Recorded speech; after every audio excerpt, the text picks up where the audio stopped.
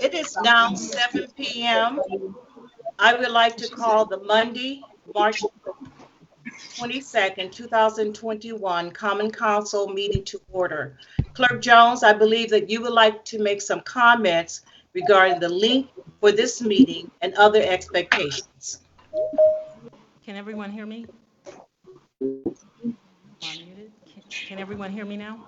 You need to probably speak up a little bit louder. Okay. Good evening, members of the public. For audio quality, we will be muting. I'm gonna turn my mic down. For audio quality, we will be muting everyone not speaking by default to maintain good audio quality for the council as well as yourselves.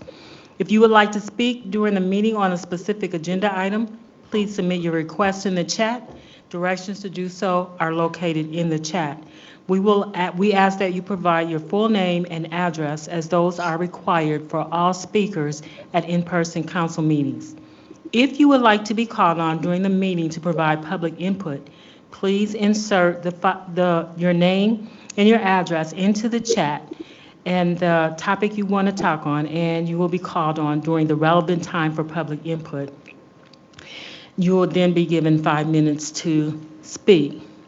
Also, please be sure to unmute yourself prior to giving your remarks. Thank you. Thank you, Clerk Jones. Due to the executive order of Indiana Governor Eric Holcomb, the Sopin Common Council meeting legally held by way of a virtual meeting by using Microsoft Teams application. At this time, our invocation will be given by Councilman Kenneth Lee. Thank you, Chair White. If you would bow your heads with me, dear gracious Heavenly Father, we ask today that you would be with us as we begin to work on the business of the city. God, we know that there has been an outbreak of violence, so we ask God that you would allow your spirit of peace to be upon our city. We ask God that you would allow all of us as council members to be able to work together peacefully and to be able to accomplish those goals that we've set. We ask that you would bless our city. We ask that you would bless this community. We ask that you would bless every individual that's connected with our government. We ask God that as we work for the people, that we would receive supernatural results to work on the issues of the day. And we just pray that you would bind us together with cords that cannot be broken, and that we would all join together in the mission of moving South Bend forward. In your son, Jesus' name, we pray. Amen. Thank you, Councilman Lee. We'll now move to the roll call. Clerk Jones, would you please call the roll? Yes. Councilmember Davis. Henry's here. Okay. Councilmember Lee. Present. Councilmember Warner. Present. Councilmember Wax. Present. Councilmember Niskoski. Present. Councilmember Tomas Morgan. Present. Councilmember Hammond. Present. Vice President McBride. Present. President White. Present. 9 present. Thank you, Clerk Jones. We'll now move to the report from the subcommittee on minutes. Clerk Jones, will you please read the report from the subcommittee on minutes? Yes. Report of Subcommittee on Minutes to the Common Council of the City of South Bend. The subcommittee has inspected the minutes of February 22nd, 2021 meeting of the council and found them to be correct. Therefore, we recommend the same be approved. Thank you. Before asking for a motion, Clerk Jones, I want to make sure you mentioned the minutes from the February 22nd meeting. Yes. Okay. Is there a motion to accept the minutes from the February 22nd meeting? So moved. Is there a second? Second. There's a motion and has been seconded. Clerk Jones, will you please call the roll? Yes. Councilmember Davis. Councilmember Davis. Aye. Councilmember Lee. Aye. Councilmember Warner. Aye. Councilmember Wax. Aye. Councilmember Nisgowsky, Aye. Councilmember Tomas Morgan, Aye. Councilmember Hammond, Aye. Vice President McBride, Aye. President White. Aye. 9 ayes. Thank you. The February 22nd minutes of the South Bend Common Council meeting have been accepted. We'll now move to special business. We have 2 special resolutions under special business. Clerk Jones, will you please read Bill 21-12? Yes. 2112, a special resolution of the South Bend Common Council honoring South Bend's own Eva Jones Young during Women's History Month for her historic athletic career. Okay. Clerk Jones, the first special resolution is 21-12, the special resolution honoring the South Bend, Washington Lady Panthers. That's That's 2112. That's the first special resolution that we have on the agenda. 2112. Okay, I'm sorry, I Oh, apologize. that's no problem. Will you please read that one? Can't hear you. School basketball team for its success in the 2021 basketball season and in the Indiana State basketball tournament. Thank you, Clerk Jones. Councilmember Henry Davis Jr. is the presenter of the special resolution. Councilmember Davis? I'm here. Am I on? Hello? Yes, we do hear Okay, you. great. Okay, you can hear me. Okay, I didn't know if I got through or not. But I wanted to acknowledge the fact that members from the community, do we have anyone from Washington High School that is in the waiting room or online right now? Clerk Jones? Yeah, we're all here. Oh, you're all there. Okay, great. So what I'm going to do after I get done reading it, I'm going to ask you guys for comment, and then thereafter there will be, discussion between the council, obviously congratulating the team, and also from the community. So this is a bit of a process, but you get to participate and just not only listen, but you get to participate. So thank you for joining us. This is a special proclamation awarded by the South Bend Council member honoring the South Bend Washington Lady Panther South Bend Washington Lady Panther high school basketball team for its success in the 2021 basketball season in an Indiana State basketball tournament. Whereas each 2020 and 2021 athletic season at every level has been described as a season like no other due to COVID-19 pandemic, and whereas the 2021 basketball season has been like no other for the South Bend Lady Panther basketball team for a much better reason. And whereas the 2021 South Bend Washington Lady Panther basketball team consists of the following individuals: seniors Kamaya Robinson, Karen Derova, Francisca Galacia, and juniors Samara Allen, Mila Reynolds, Lauren Gillan, and Lee Rhonda Kendrick. And sophomores Amaya Reynolds, Rashonda Jones, and freshmen Skylar Fultz, Miss Clay, and Lena Hudson. And whereas the team is coached by head coach Steve Reynolds Jr., assistant coach Marcy Reynolds, together with Karis Phillips, Kenneth Hunt, and Eddie Clay. And whereas the team averaged an early season loss to Mishawaka Marion to win the Class 3A sectionals and then beat Lakeland in the regional championship with the ultimate destination of the Class 3A Girls State Championship game. And whereas the 8th ranked Pride of the West Side entered the state championship game as an underdog to top-ranked Silver Creek, but was nevertheless determined and confident. And whereas the team battled back from a 12-point deficit in the third quarter to twice coming within one possession of the lead in the fourth quarter. And whereas the Lady Panthers simply ran out of time before receiving their runner-up medals and plaque. And whereas the next year's team returns many of the same players to continue in the footsteps of the 2021 team and to build on the rock solid foundation. Now, therefore, let her be publicly and proudly proclaimed as follows. Section 1. On behalf of the citizens of South Bend and the South Bend Common Council, we are proud to publicly recognize and congratulate the South Bend Washington High School Lady Panthers basketball team for its outstanding season in reaching the state 3A girls basketball championship game. Section 2.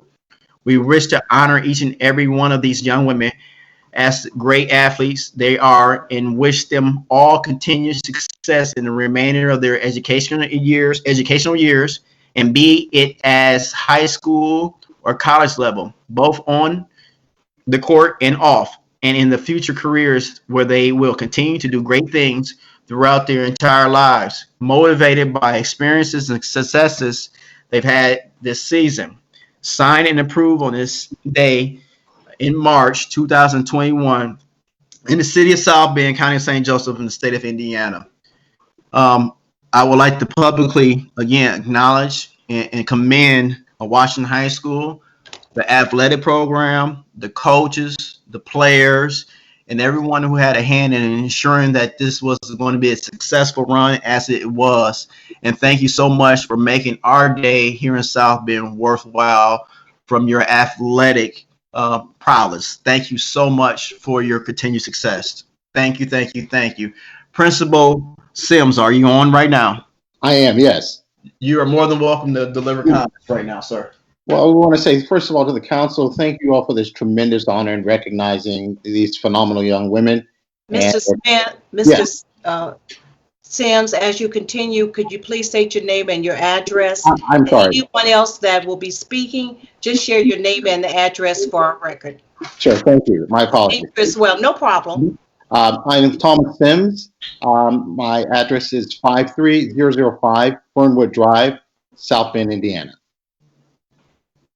Again, I want to thank you all for the tremendous honor in recognizing our young ladies and their achievements with reaching the IHSA state competition. We could not be more proud and more excited for what they've done. I will tell you, each of these young ladies will make history. Mark my words. They are amazing young ladies. Their coaches are phenomenal.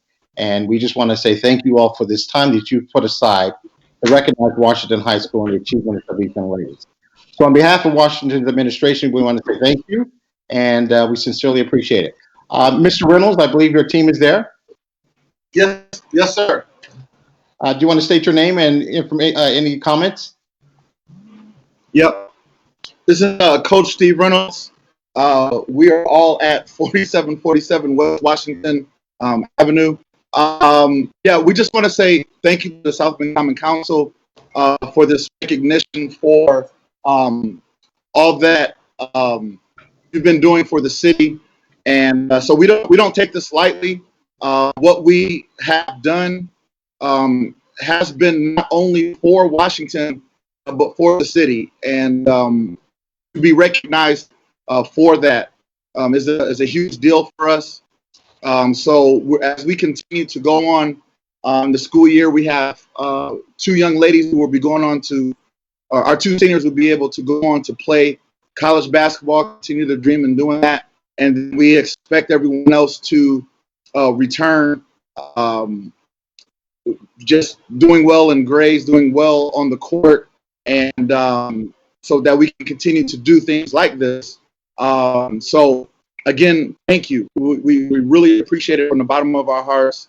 And, again, we don't take this lightly, and this will encourage us and inspire us to continue to move forward. So thank you. Thank you as well. Councilmember Davis, are there any other representatives from Washington High School that would like to speak at this time? Good evening, President White. May I speak? Yes, you may. Good evening, President White. Todd Cummings, Superintendent of South Bend Schools, 215 South Dr. Martin Luther King Boulevard. I want to say thank you first to President White. Thank you to Councilman Davis for this honor, recognizing these amazing young ladies. I also want to say thank you and congratulations to their coach, Mr. Steve Reynolds. On behalf of my Board of School Trustees, I know Board Member, 3rd District Trustee, Board Member Ms. Leslie Wesley is with us this evening. I want to say thank you to Mr. Tom Sims, the principal. Thank you to Mr. Garland Hudson, the athletic director, Mr. Howard Edwards, the district athletic director. But I want to say just how proud we are of these young ladies, how well they represented not only Washington High School, but South Bend. And we are really grateful for the honor of the council this evening. So thank you very much. And thank you, Councilman Davis, for sponsoring tonight's proclamation. Are there any other representatives wishing to speak? If not, I'll go to the public hearing portion prior to coming back to council members, and each council member will have opportunity to give their remarks and comments at that time. Clerk Jones, is there anyone waiting to speak under the public hearing portion? This is Dawn from the clerk's office. I do not see anyone waiting to speak from the public at this time. Thank you. I know no one would dare to speak in opposition at this time. Is that correct? That is correct. There is no one that would dare to speak in opposition. Thank you so much. We'll now move back to the council members. I'm going to start with the 6th district representative, Councilwoman Sheila Niskoski, and then I'll just go straight down the row. Thank you, President White. And for the Lady Panthers, I just have to really congratulate you on your accomplishments. You're amazing. You're inspiring. You represented our city well. You are the pride of the West Side. But most importantly, too, you represent to so many other young women out there on what they can do and what they can accomplish together. So not only are you amazing, you're a very important role model in our community. So I would like to congratulate you and tell you job well done. Thank you. Councilman Kenneth Lee. Yes, thank you, Council President White. I would just like to say that to Coach and to the young ladies, cultural notes and to all of the young ladies as part of Washington. You know, going to that pep rally was really electrifying, and just hearing the words that you gave the young ladies was just uplifting. And so, though we didn't get the championship, you all are champions in all of our eyes, and we really appreciate your hard work, your dedication. I know we've had some rough times at Washington, but to see you young ladies persevere through all of those oppositions and actually go to the state championship, you took South Bend on your shoulders, and we appreciate that. And great things are going to come. And to the young ladies that's going on to college, we are believing that you guys will be coming back to South Bend after you get your education and be world changers right here in South Bend. So God bless you, and we are so proud of you. Thank you. Thank you. Councilman Rachel Morgan.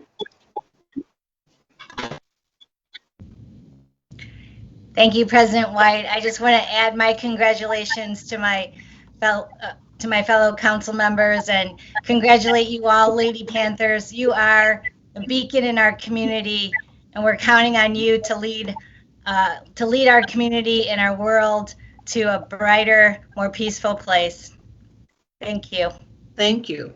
Councilman Eli Wax. Thank you. I just want to congratulate you all on an amazing season and accomplishments through a lot of challenges. And I want to wish you all the best of success, both in athletics and academics and whatever you do in the future. I know if you overcame the challenges of this year and succeeded the way you did, I'm sure you will continue to succeed in everything you do. All the best of luck to you all. Thank you. Councilwoman Sharon McBride.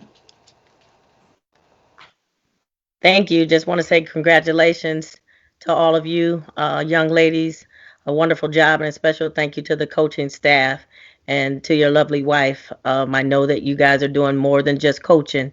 You guys deposit moral values into those young ladies and spiritual values, and follow with academics. So I just want to say congratulations and thank you for being a village to help instill in those women not just trust in one another, but in you all as well. So congratulations to all of you, the coaching staff, and all of your families as well. Thank you. Thank you. Thank you. Councilman Troy Warner, followed by Councilwoman Lori Hammond. Thank you, President White. So again, I try not to go the same path as everybody else.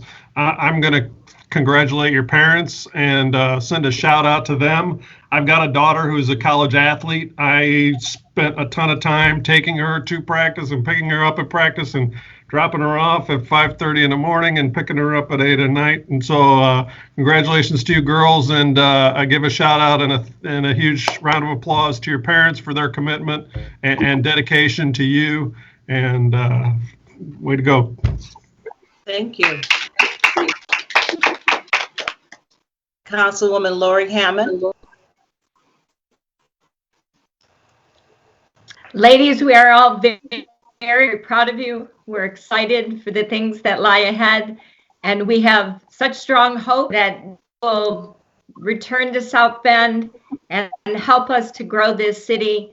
And we thank you for all the energy and the effort that you have put into this year. We appreciate everything that you have done. Congratulations.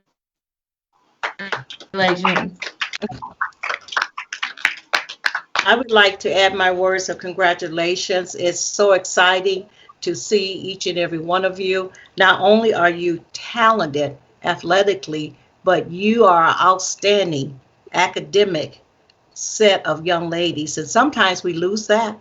But this group of young ladies, they are academically solid and have a high level of GPAs, but also their character speaks in regards to the work that the coach has poured into them, the principals, the counselors. Everyone has had opportunity to touch their lives. And so not only have you made South Bend proud, but you've made the state of Indiana take notice that South Bend, we're coming back, and we're coming back strong. So thank you so much.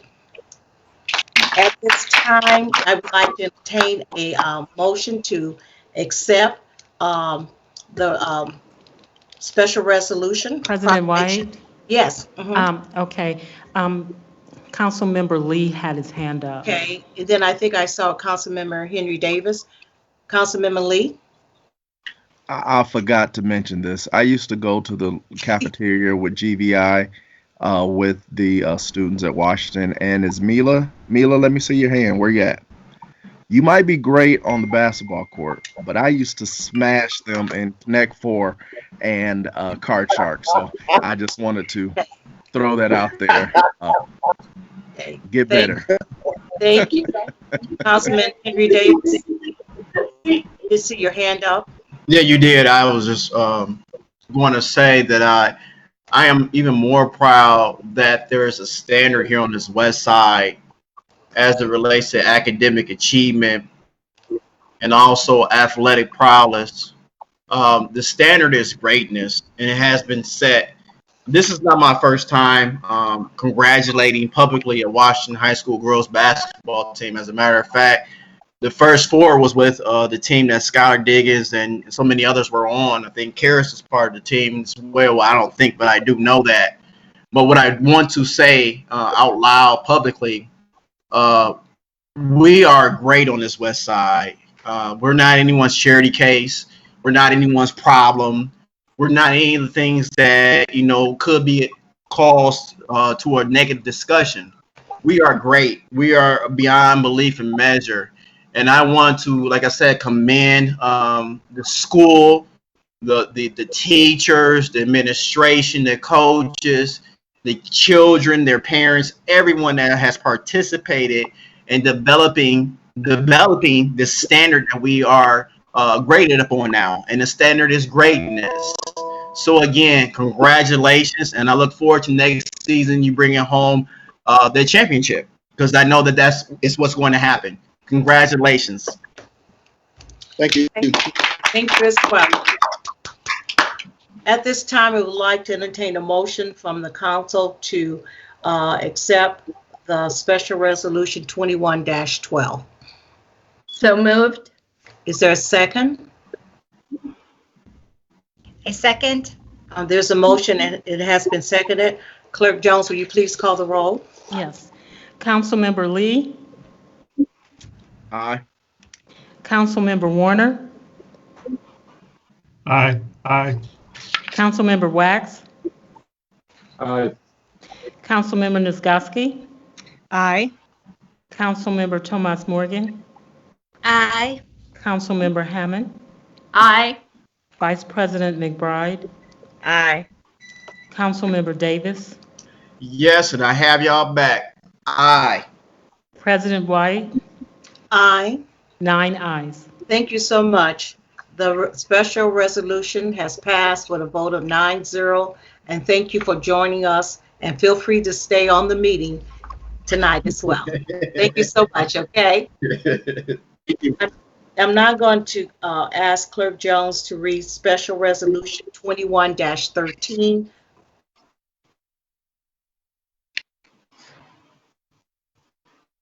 Can't hear you, Clerk Jones. Can you hear me now? Yes. Okay. 2113, a special resolution of the South Bend Common Council honoring South Bend's own Eva Jones Young during Women's History Month for her historic athletic career. Thank you, Clerk Jones. Councilwoman Sharon McBride, 3rd District Representative, is the presenter. Thank you. A resolution on Bill number 2113, a special resolution of the South Bend Common Council honoring South Bend's own Eva Jones Young during Women's History Month for her historic athletic career. Whereas March of this year is designated Women's History Month, and whereas 1, such historic woman, Eva Sweet Magic Jones Young, was born in South Bend on July 14, 1964, and whereas Eva won several national championships in karate and has earned a 4th degree black belt in taekwondo. And I'm sorry, somebody's trying to join in the middle of me talking. And Eva finished 1995 and 96 ranked number 1 nationally in women's black belt lightweight fighting by North American Sport Karate Association.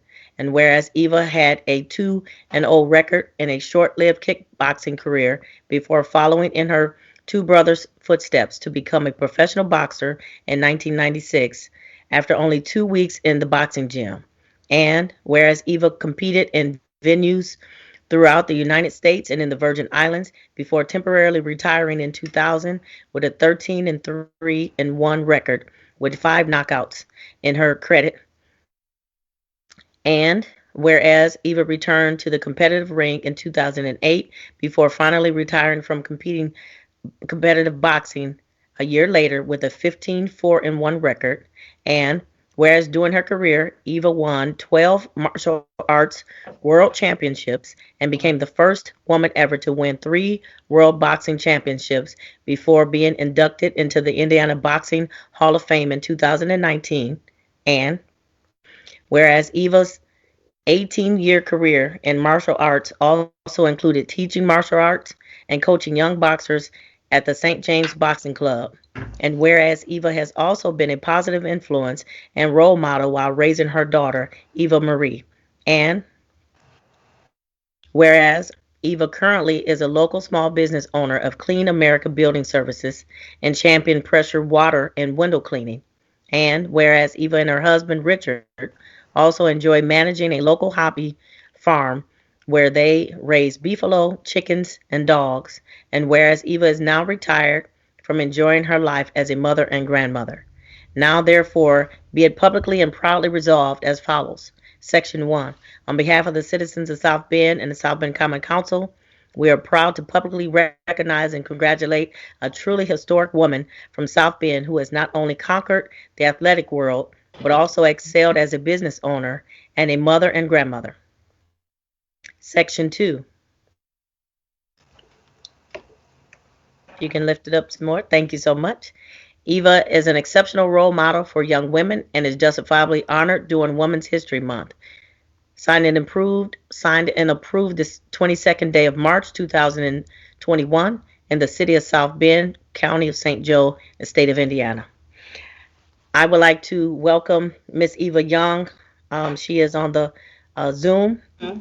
Would like to congratulate Miss Young, and we have a living legend among us, Yes. right here in South Bend, and uh, give a lot of hope to young women and girls to follow into your footsteps and look up to you.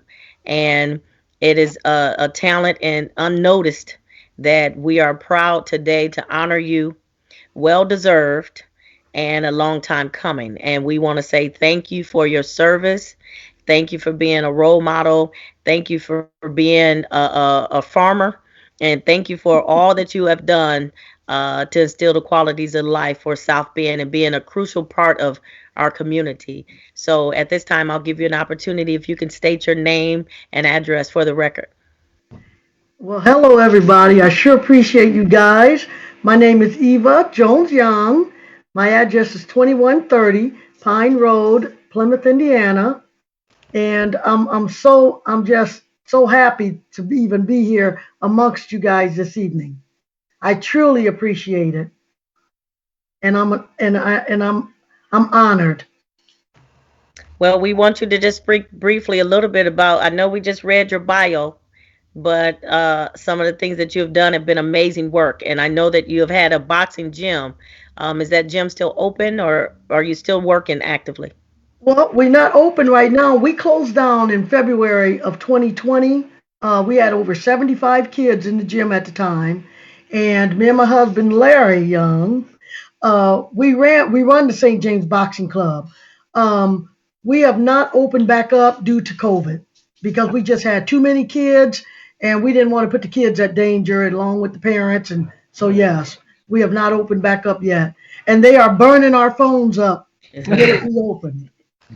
Well, we thank you so much for your service. At this time, I'll turn it over to council to see if there is any. Well, first of all, do you have any family or anyone who would like to speak? Yes, I have my daughter, Eva Marie. She would love to speak. Yes, she can have a few moments. Can you state your name and address? Yes, my name is Eva Marie Young-Ray, and my address is 1104 South 30th Street, South Bend, Indiana. And I'm just so glad that my mom is getting recognized, because sometimes people don't recognize her for the good things that she's done, and they really should, because she's done more than anybody that I ever known. So I'm just so happy that everybody is starting to recognize her now. Thank you so much. At this time, I'll turn it over to council to see if there's any comments. Okay, I'll start, Councilwoman McBride, with the the council members. If you would raise your hand, or I can start just calling you by names. Would that work? Okay, I'll start off with Councilwoman Lori Hammond, and I'll just go down the road. Okay. Councilwoman Hammond. Thank you, President White. Ms. Jones, it is such a pleasure, and I was fascinated to hear your story, and you are definitely a role model for so many young women, and we appreciate the work that you do in your gym. Hopefully you'll be able to open that soon. We're hoping that COVID starts to back away so that you'll have that opportunity. But the blessing that you have brought to South Bend and to Indiana, we appreciate you so much. Thank you so much. Councilman Eli Wax.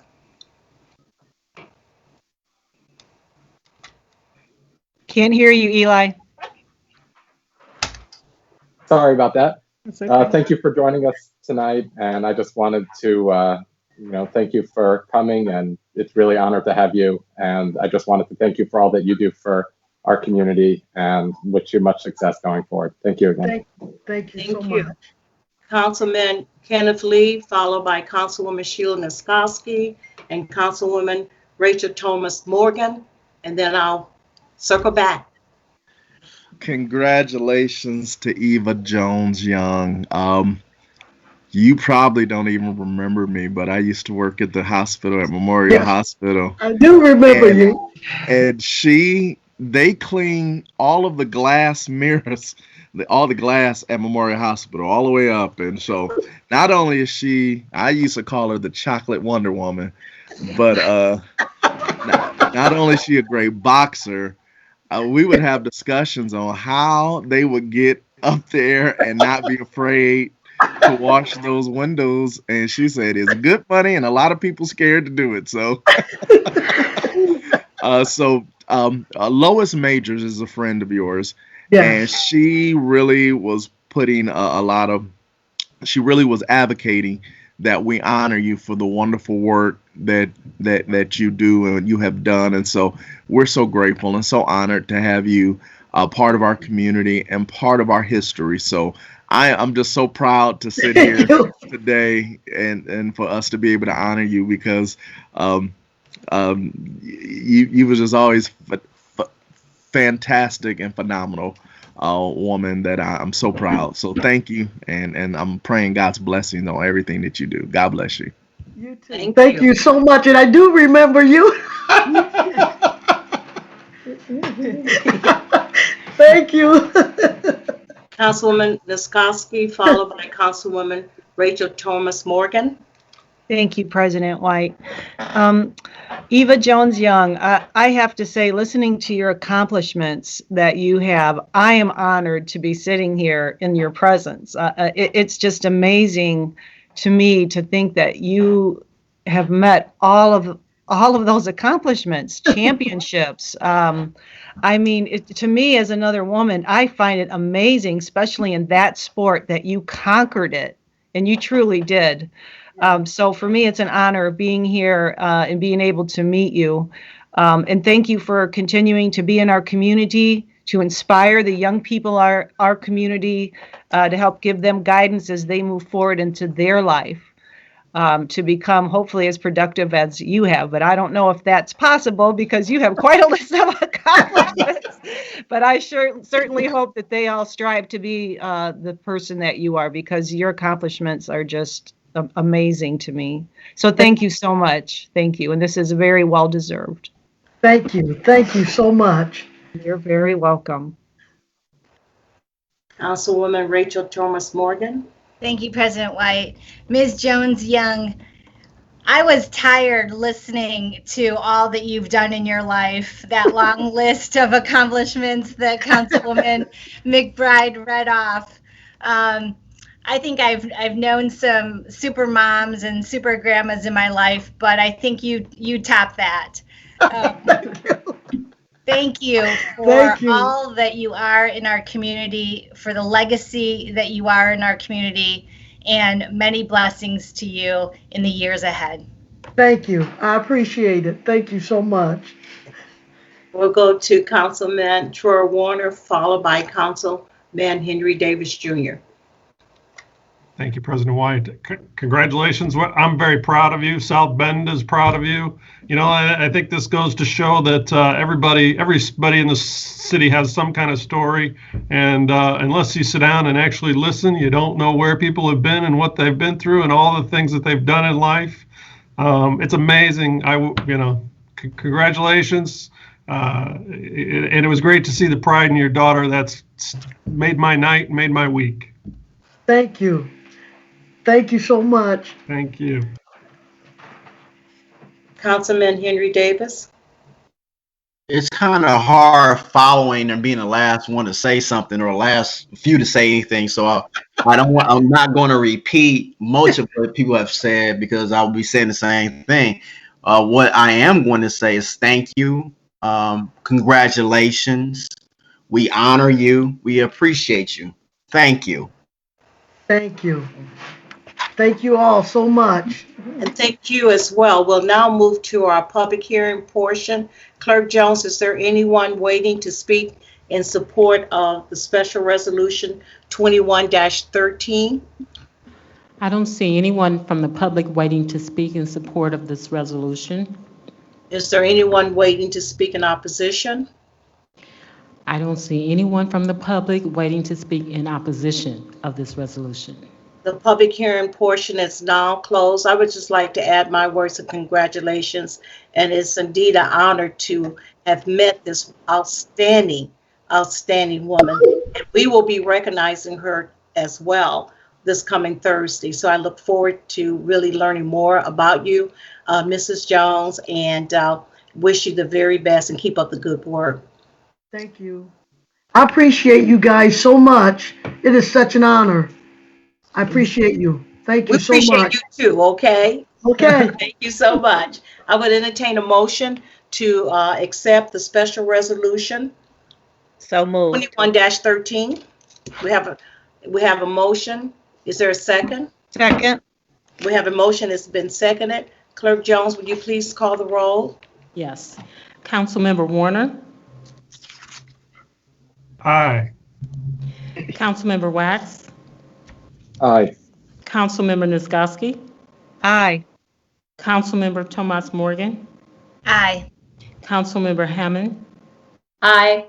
Vice President McBride, Aye. Councilmember Davis, Aye. Councilmember Lee, Aye. President White, Aye. 9 ayes. The special- President White, Yes. there's someone's hand has been in the Now, holding up in the lobby for a while.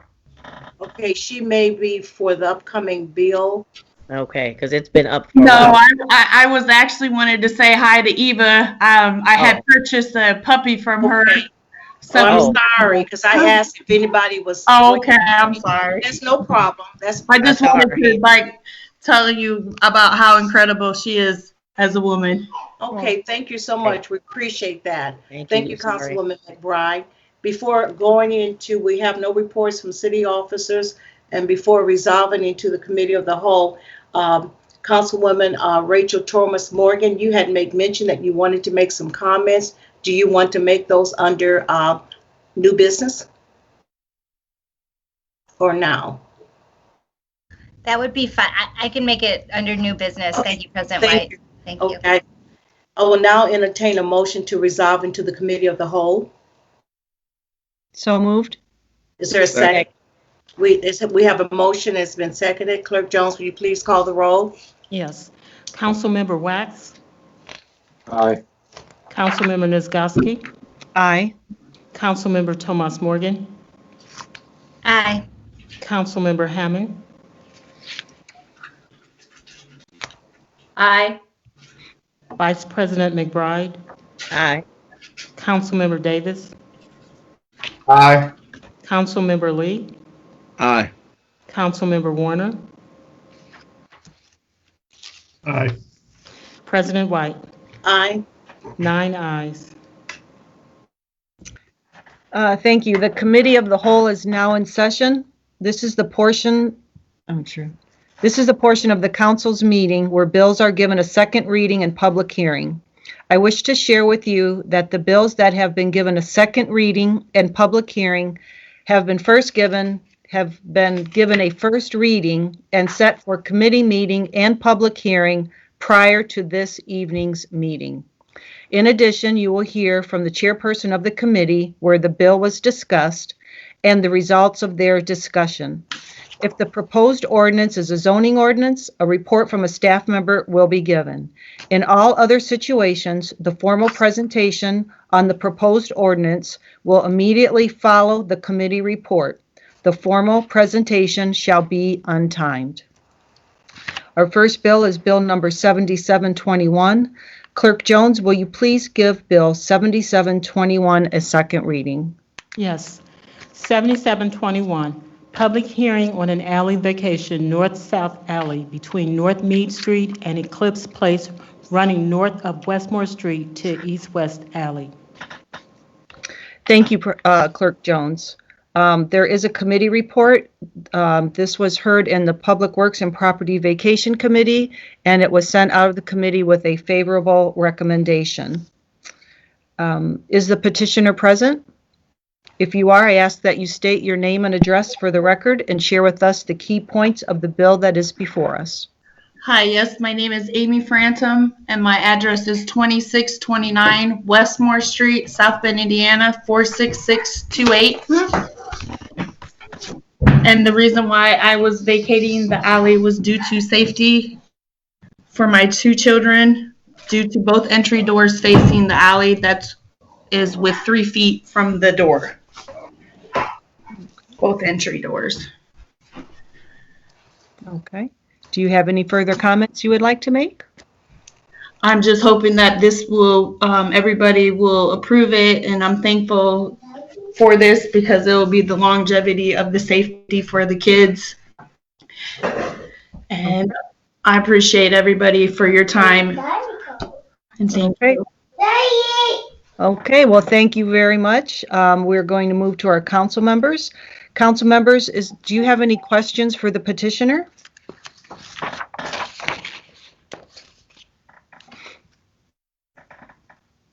I see Councilwoman Lori Hammond, you have a question? Not so much a question. I just think it would be helpful for everyone on the call to understand that this received the approval of the, I don't remember the board, but it's gone before the administration. So if someone could fill in that blank for us. Well, right now we are under just so we know that. Go ahead, I'm sorry. Yeah, right now we are under the questions for the petitioner. If you would like to make a statement, once we get through this process, you could certainly make a statement for clarification. No, I'm asking her to. Oh, I understand. The city group that she has met with. So for clarification for everyone on the call, we heard it and it would be useful, I think. Gotcha. Ms. Franham, did you understand the question? She's asking just for clarification that with the city engineering and the Board of Public Works, that you had the support of both of those bodies. Okay, thank you. I appreciate you. I'm sorry to seem like I don't really, I'm new to this, so. That's okay. I'm sorry, you guys. Little nervous over here. No. So did you understand that was the councilwoman's question, that you did have support with the Board of Public Works and the city engineering in request for the vacation of the alley? Oh, thank you. Thank you so much. Yes, I do understand. Okay, and so you did have their blessing, so to speak, that it was okay for you to move forward? Yes. Okay. Thank you very much. Thank you all. Okay, is there any other council members that have a question for the petitioner? Okay, seeing none at this point, I'm going to go to the public hearing portion. Is there anyone from the public wishing to speak in favor of Bill 7721? This is Dawn from the clerk's office, and I do not see anyone from the public wishing to speak in favor of this bill. Okay, and is there anyone wishing to speak in opposition of Bill 7721? I do not see anyone wishing to speak in opposition of this bill 7721. Okay, thank you, Clerk Jones. At this point, the public hearing on Bill 7721 is now closed. Is there any council member that would like to make a statement regarding Bill 7721? Councilman Troy Warner?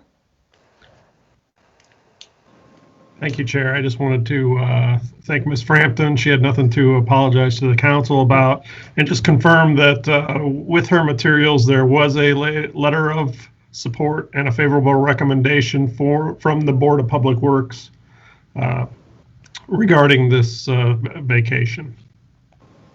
Thank you, Councilman Warner. And I see that Eric Horvath is on. I would just like to state, just for the record, so we all are clear, that was considered with the city engineer's office and the Board of Public Works, both supported this vacation. Yes, Eric Horvath, Public Works Director with office on the 13th floor of the County City Building. Thank you, Council Member Nitzgotsky and Council Member Warner. That is correct that the Board of Works at its July 23rd, 2019 meeting, it's actually been a while ago, had approved, or I should say, recommended a favorable recommendation to the council. They did ask in that it be subject to them eliminating the alley approach by hiring a private contractor that's bonded to tear out the approach and replace with curb and establish a tree lawn, so that it keeps people from driving there and they don't continue to think that it's an alleyway. But it did have favorable recommendation from engineering and from the Board of Public Works. Okay, thank you very much. You're welcome. Is there any other council member who wishes to make a statement? So at this point, the public hearing on Bill 7721 is now closed. Oh, I'm sorry. I would like to now entertain a motion regarding Bill 7721. Councilman Warner? Just had a question for Ms. Frampton, if she understood that contingency that the Board of Public Works was requesting, that basically then hiring a contractor to do a curb cut and add curb there so there wouldn't not be a driveway anymore. Correct. I understand that. Thank you. But it's okay that I can continue the back of it as to conjoin it for the rest of my backyard, because the buddy neighbor, his name is Art, he said that he didn't want any parts of the half of the property, so I don't know what my next step would be for him to sign a paper giving up his half, because I guess due to finances he didn't want to be involved or have his taxes go up, so I would be gaining the whole alley. Okay, I believe Eric or legal can help. I believe there's a form for that where he can vacate that. Is that right, Eric? Yeah, I think if you want to reach out to either engineering office, they can get you in touch, but it will go through our legal department. Okay, no problem. Thank you, everyone. You're very welcome.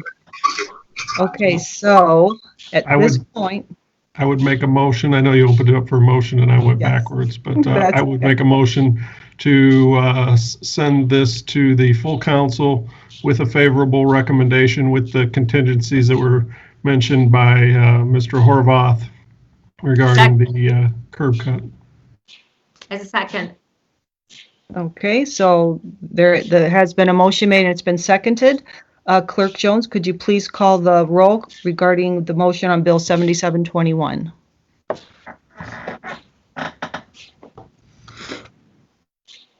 Clerk Jones? Can you hear me? Oh, I can hear you now. Oh, okay. Councilmember Niskoski? Aye. Councilmember Tomas Morgan? Aye. Councilmember Hammond? Aye. Vice President McBride? Aye. Councilmember Davis? Aye. Councilmember Lee? Aye. Councilmember Warner? Aye. Councilmember Wax? Aye. President White? Aye. 9 ayes. Thank you, Clerk Jones. Bill 7721 will be sent to the full council with a favorable recommendation. We're now going to move on to Bill number 7921. Clerk Jones, will you please give Bill 7921 a second reading? Yes. 7921, public hearing on an ordinance of the Common Council of the City of South Bend, Indiana, approving of a form lease with the City of South Bend Building Corporation, authorizing and directing the execution of the lease and the publication of a notice of its execution, authorizing other actions in connection therewith in all matters related thereto. Thank you, Clerk Jones. Is the petitioner present? Oh, first of all, is there a committee report? Yes, thank you, Chair. This bill came out of Personnel and Finance Committee hearing earlier this evening with a favorable recommendation. Thank you, Councilman Warner. Is the petitioner present? I ask that you state your name and address for the record and give us the key points regarding the bill that is before us. Yes, thank you, Chair Nizgotsky. Dan Parker, City Controller. My office is on the 12th floor of the County City Building. If it pleases you, would you like to hear Bill 7921 and Bill 7821 together? I believe we would have to have a motion to do that. I'm not sure if we can. President White? Yes, you can. You can have a motion to hear these two bills together just for the purpose of public hearing. Then you would have to vote on each one of the bills separately. Okay. So is there a motion? So moved. I make a motion to hear the two bills collectively. Second. Okay. It's been a motion and seconded. Clerk Jones, could you please take the roll call? Yes. Councilmember Thomas Morgan, Aye. Councilmember Hammond, Aye. Vice President McBride, Aye. Councilmember Davis, Aye. Councilmember Lee, Aye. Councilmember Warner, Aye. Councilmember Wax, Aye. Councilmember Nisgowsky, Aye. President White. Aye. 9 ayes. Thank you, Clerk Jones. You may proceed. Now, Councilwoman, Clerk Jones needs to read Bill 78-21. Oh, yes, gosh, thank you. No problem. Yes, Clerk Jones, would you please read Bill 7821? Yes. 7821, public hearing on an ordinance of the Common Council of the City of South Bend, Indiana, appropriating the proceeds of the sale of certain real estate to the City of South Bend Building Corporation. Thank you, Clerk Jones. And is there a committee report on the bill? There is, Chair. This bill was heard in the Personnel and Finance Committee earlier this evening and comes to the Committee of the Whole with a favorable recommendation. Okay, thank you, Councilman Warner. And the petitioner is present for both bills. Yes, Chair. Dan Parker, City Controller, office on the 12th floor of the County City Building. So both of these bills are related to a proposed bond issuance. And what I would like to do with the council this evening is just kind of set the stage regarding the city's overall debt structure and debt capacity, and set up the thought process into why the proposed projects are proposed to be bonded as opposed to be funded from cash or from another mechanism. So the overall debt profile of the city, as of the end of last year, the beginning of this year, we had about $225 million in outstanding debt. That sounds like a big number, and it is a big number. But to put that into a little bit of perspective, this is how we compare to other second-class cities in Indiana with respect to outstanding debt. And particularly, this list is organized by debt per capita, which is kind of a nice way to size the various second-class cities in terms of population. And you can see how we fall relative to other second-class cities in terms of outstanding debt. We fall, as you can see, somewhere in the middle of this list, and maybe a little bit more towards the top side of this list, meaning that we have slightly less than average debt per capita relative to other Indiana second-class cities. That means that we have a little bit of capacity, and we have a little bit of capacity to issue some more debt in order to finance the projects that are most meaningful to the residents of the city. When I look at this list, obviously you don't want to be all the way down at the bottom, meaning you don't want to have just a lot of outstanding debt per capita, where the debt service payments on an annual basis might be a little bit difficult to make on year to year. But you also don't want to be too far towards the top of this list, because if you're not taking advantage of your debt capacity and you're not out there bonding, issuing debt for the funding of projects, it means that you're not able to do those large scale projects that really have a big impact on your community. So really, where we're at, or even a little bit below where we're at on this list, is where I'd want to be, and just showing that we have some capacity relative to others in our city. Other look at this, or another way to look at this is the debt payments and over time, as well as the debt payments as a percent of total expenditures. So that blue line is our total debt payments every year over the past 10 years, and then that orange or yellow line is our debt service payments as a percent of our total expenditures. So you can see our debt payments really stayed pretty flat over the last 10 years. It did go up in terms of nominal dollars from 31 to 34 million. But if you factor in inflation, that $31 million in 2011 is really more like $37 million today anyway. So in terms of real dollars, our actual annual debt payments have decreased slightly, and that's evidenced by the orange line as well, that as a percent of our total expenditures, our debt service payments are very manageable, 9.7% in terms of a percent of total expenditures on debt service. is among the best that I've seen as I look at other municipalities, not just in Indiana, but also beyond.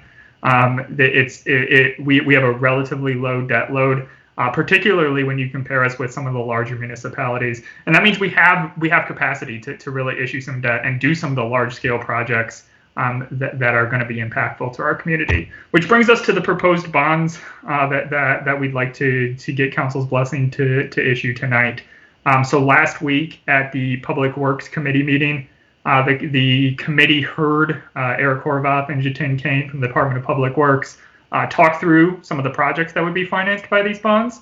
It's primarily streets projects, as well as some additional infrastructure and intersection projects that would really go and jumpstart the city's Rebuilding Our Streets plan, which was released by the administration probably a month and a half or so ago now. This financing is really to get a kickstart on that financing or of that streets plan as we move forward.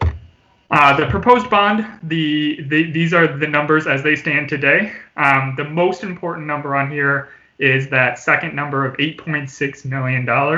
That's the money that would go to actually fund the projects themselves, the street and the infrastructure projects themselves. The actual bond proceeds, the par amount of the bond proceeds at about $9.6 million, as we talked about in committee this afternoon, is probably a little bit high. That's aiming on the high end. And what we do when we put together these estimations is we really put together some conservative assumptions regarding interest rate and regarding the cost of issuance and those kinds of things. So the interest rate that's built into this debt issuance is what they call a single A plus 50 basis points. So essentially it's the market rate for single A plus rated bonds, and then add to that 0.5%.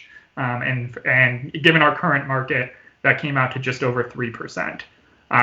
We anticipate, given the strength of our issuance, the strength of our financial, our fiscal strength is essentially, we anticipate that our issue is going to be quite a bit lower than that. We as we've said in previous presentations, we've issued our previous bonds somewhere in the 1% to 2% range, and the market hasn't really moved a whole lot off of that in the past several months. So this is to be conservative as we put forward these numbers. We want to make sure that council has approved a sufficient amount that in case the market changes between now and when we actually issue, we can still issue the bonds. But we also want to make sure that if it is at that higher interest rate, that we're still able to make the repayments. With this issuance, I did want to just spend a minute, and we got into this a little bit during the committee meeting, talking about the structure of the bonds. So this is what's called the sale-leaseback transaction. And so you'll notice that the two ordinances that are in front of you, the first one, 7921, is to approve a lease with the South Bend Building Corporation. And the second one is to appropriate the proceeds from the sale of property from the city to the building corporation. So neither one actually is directly appropriating the proceeds from the bond itself. And so I just wanted to talk through why that exists, or why it's structured that way briefly. So the way that this works is the South Bend Building Corporation issues the bonds, the bondholders pay the money to the South Bend Building Corporation, and then the building corporation gives the money to the city of South Bend in exchange for certain assets. So they essentially purchase assets, in this case, some of the streets that will be worked on with the proceeds from this bond, from the city. And then what they do is they turn around and they lease that bond or those assets back to the city. And we, as the city, make lease payments to the building corporation to fund that lease. So we still are able to use the assets as the city within the structure of the lease. And then the building corporation goes ahead and makes the debt service payments to the bondholders. There was a few questions at committee meeting this afternoon, so it's probably worth saying that the building corporation is a separate legal entity, but it's not an organization as you would typically think of it. It doesn't have an office. It doesn't have any full-time staff. It is included in the city's financial statements. It's what's known as a blended component unit. That's kind of a technical term, but essentially think of it as a related party that we actually include in the city's financial statements as if it was a part of the city. Because for all intents and purposes, it operates in that manner. So the debt, when it's issued through the building corporation, going to be included on our financial statements as if we issued the debt directly. I'll let Randy Rampola from Barnes & Thornburg speak to this if there's a desire. I believe he's on as well. But the reason why we use this structure is to really account for the fact that the issuance of debt through the economic development income tax, or that's pledged or backed by economic development income tax, which this debt is proposed to be, is subject to the Indiana constitutional debt limit on municipalities, which is 2% of 1/3 of the net assessed value of all of our property in the city. For the city, that comes out to about $16 million.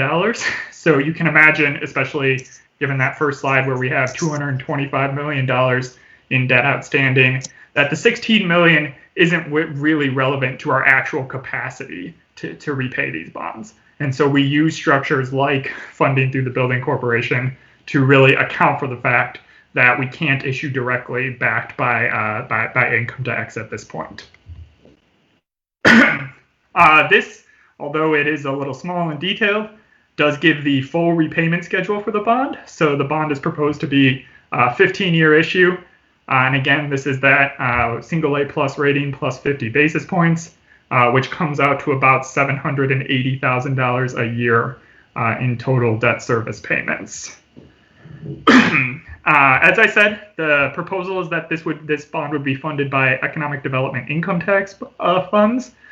This is the cash position of the economic development income tax fund. As you can see, over the past 8-9 years, it's really increased dramatically, and we're near, if not at, the most cash that we've had in that fund at any point really since it was implemented. And you can see also that over the past few years, the economic development income tax distribution has increased pretty dramatically from 10.6 million all the way up to 12.5 million. Just a note that supplemental distribution, essentially what happens is if the trust fund, the income tax trust fund that's held by the state gets above a certain amount, the state is actually legally required to make a supplemental distribution of those income taxes to all local units. And so really over the past 3 years, in every one of the 3 years, we've gotten that supplemental distribution, which is one of the reasons why our cash balance is where it is. We don't plan on those supplemental distributions. And certainly, as we talked about in committee this afternoon, with the impacts from COVID, we're anticipating that the income tax distribution in the short term will go down slightly. But over the long term, we anticipate with the investments that we're making in the economic recovery, we anticipate that the income tax distribution will continue to grow over the long term. And as you'll see in just 2 slides here, we do have a fairly healthy coverage rate, actually a very healthy coverage rate. So even if there is slight fluctuation up or down, it's not going to significantly impact or really impact at all our ability to repay these bonds. That brings us to the concept of parity bonds. So there are 2 other bonds that are also backed or paid with economic development income tax revenue. So the first one are the 2015 bonds, and these were issued to fund parks projects. So these were originally $5.6 million bonds. There's about $4.4 million outstanding in those bonds. And the second one were issued in 2018, and this was to fund various projects at the Potawatomi Zoo. There's about $3.4 million at the original issue price, and just over $3 million outstanding currently. You can see both of those bonds run through 34, 35, so they'll be on for a little while longer. It's also worth noting that note down at the bottom that we are also obligated for about 29% of the debt service payments on the county's bond issuance that they issued in 2014 to construct the PSAP Center. So those debt service payments, 25% of those payments are actually automatically withheld by the county from our economic development income tax distribution. So we don't actually directly make those payments. They withhold that from our distribution. And that was expected is going to reduce our income tax distribution by about $200,000 this year. So the numbers, that $12.5 million that I put up there earlier, that takes into account the fact that we are going to get about $200,000 less than we otherwise would have because of this commitment to that we made in 2014. So this is how all of that comes together. This is really what we look at from a financial analysis perspective. We look at the next 15 years, all the way out to the bond maturity. We look at all of the debt service of the proposed bonds in the middle there, the proposed 2021 bonds and the 2 parity bonds. And then we compare that combined debt service to the estimated lit revenues, and we calculate what's called a coverage ratio. And that coverage ratio, which is the far right column, essentially gives you an idea of how much flexibility you have in your revenue source. So if your revenue source were to decrease, would you still be able to make your bond payments? And to give you an idea, I mean, this never goes, or just barely goes below 850% over the life of the bond. That's a pretty phenomenal coverage ratio. Generally speaking, 250% is seen as a fairly conservative coverage ratio, and so certainly 850% is well above and beyond what we would want to see to showcase the debt capacity that we have here. So with that, I am happy to take any questions that council may have, or I believe I saw Eric earlier is on if there's questions about the projects, and I believe Randy from Barnes and Thornburg is on as well if there's questions for him. Okay, thank you, Mr. Parker. So at this point, council members, do you have any questions of the petitioner? I believe I see Councilman Henry Davis. Sure. The question I have, it has something to do with the amount of money that's being paid out to float the bonds, because there is a fee to float the bonds on the market. And so how much money does the city spend floating the bonds?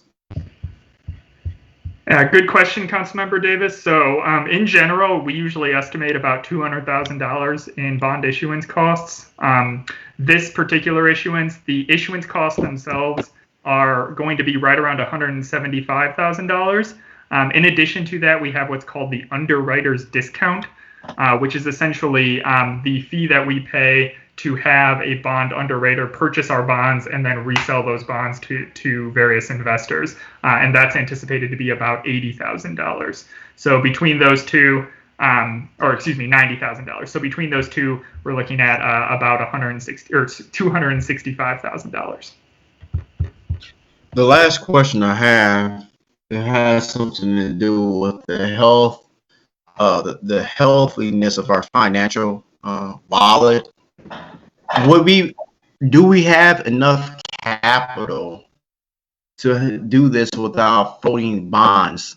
We seem to float a lot of bonds over the last 5 years. There's been a lot of bond issuance for various projects.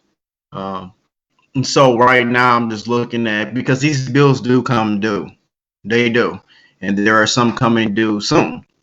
And so I'm just wondering, given the financial forecast, the different things that we've talked about over the last year or so, what are we? I know we have to be healthy enough to ask for the bond, and obviously we have enough health, or we're healthy enough to float the bond, but I'm still questioning I guess the temperature that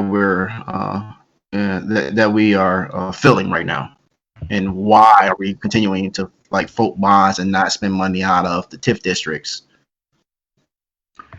Sure. Yeah. So the answer to the question is yes. We're in a good position to float bonds right now. Actually, while we've issued a lot of bonds over the last 5 years, in totality, our total debt service payments annually, in terms of real dollars, have pretty much stayed flat or even gone down a little bit. So we're in a good position. And the answer to why we might put out a bond right now as opposed to spending some of the cash that we have on hand. So you saw the slide that shows our cash increasing. The reason why we would do that is a couple reasons. One, we want to make sure that we're maintaining those cash reserves. Those are important for a lot of reasons, not least of which is because when we do go out to the bond market, that helps our bond rating to have those strong cash reserves. But it also just is good fiscal sense because it makes sure that if there is any issues with respect to revenue decreases, we're able to not have as quickly feel the impacts of those revenue decreases. So one of the benefits that we saw really out of the COVID crisis, even though we are going to see some income tax decreases, is that we were kind of able to smooth out the any kind of cost reductions related to those income tax decreases because we can fund any deficits from cash reserves. So we want to make sure we have those cash reserves. And it's in terms of why we would want to issue, it's sort of similar. The mayor made this analogy too, which I think is a good one. It's sort of similar to somebody who has the cash to buy a new car, but interest rates are really good, and you might borrow money to buy the car, just even though you have the cash to finance it, because interest rates are really good, and so you can use your money in other ways. That's kind of the situation that we're in. Interest rates continue to be pretty good, and so it makes sense to borrow this money as opposed to use the cash that we have on hand. Thank you. And I seen the next person who had their hand up was Councilmember Hammond. Did you still have a question? Yes, I was wondering something very similar in terms of the remaining bonds. Projects such as the smart streets and the amount of money that the city put in for the remodeling of the library.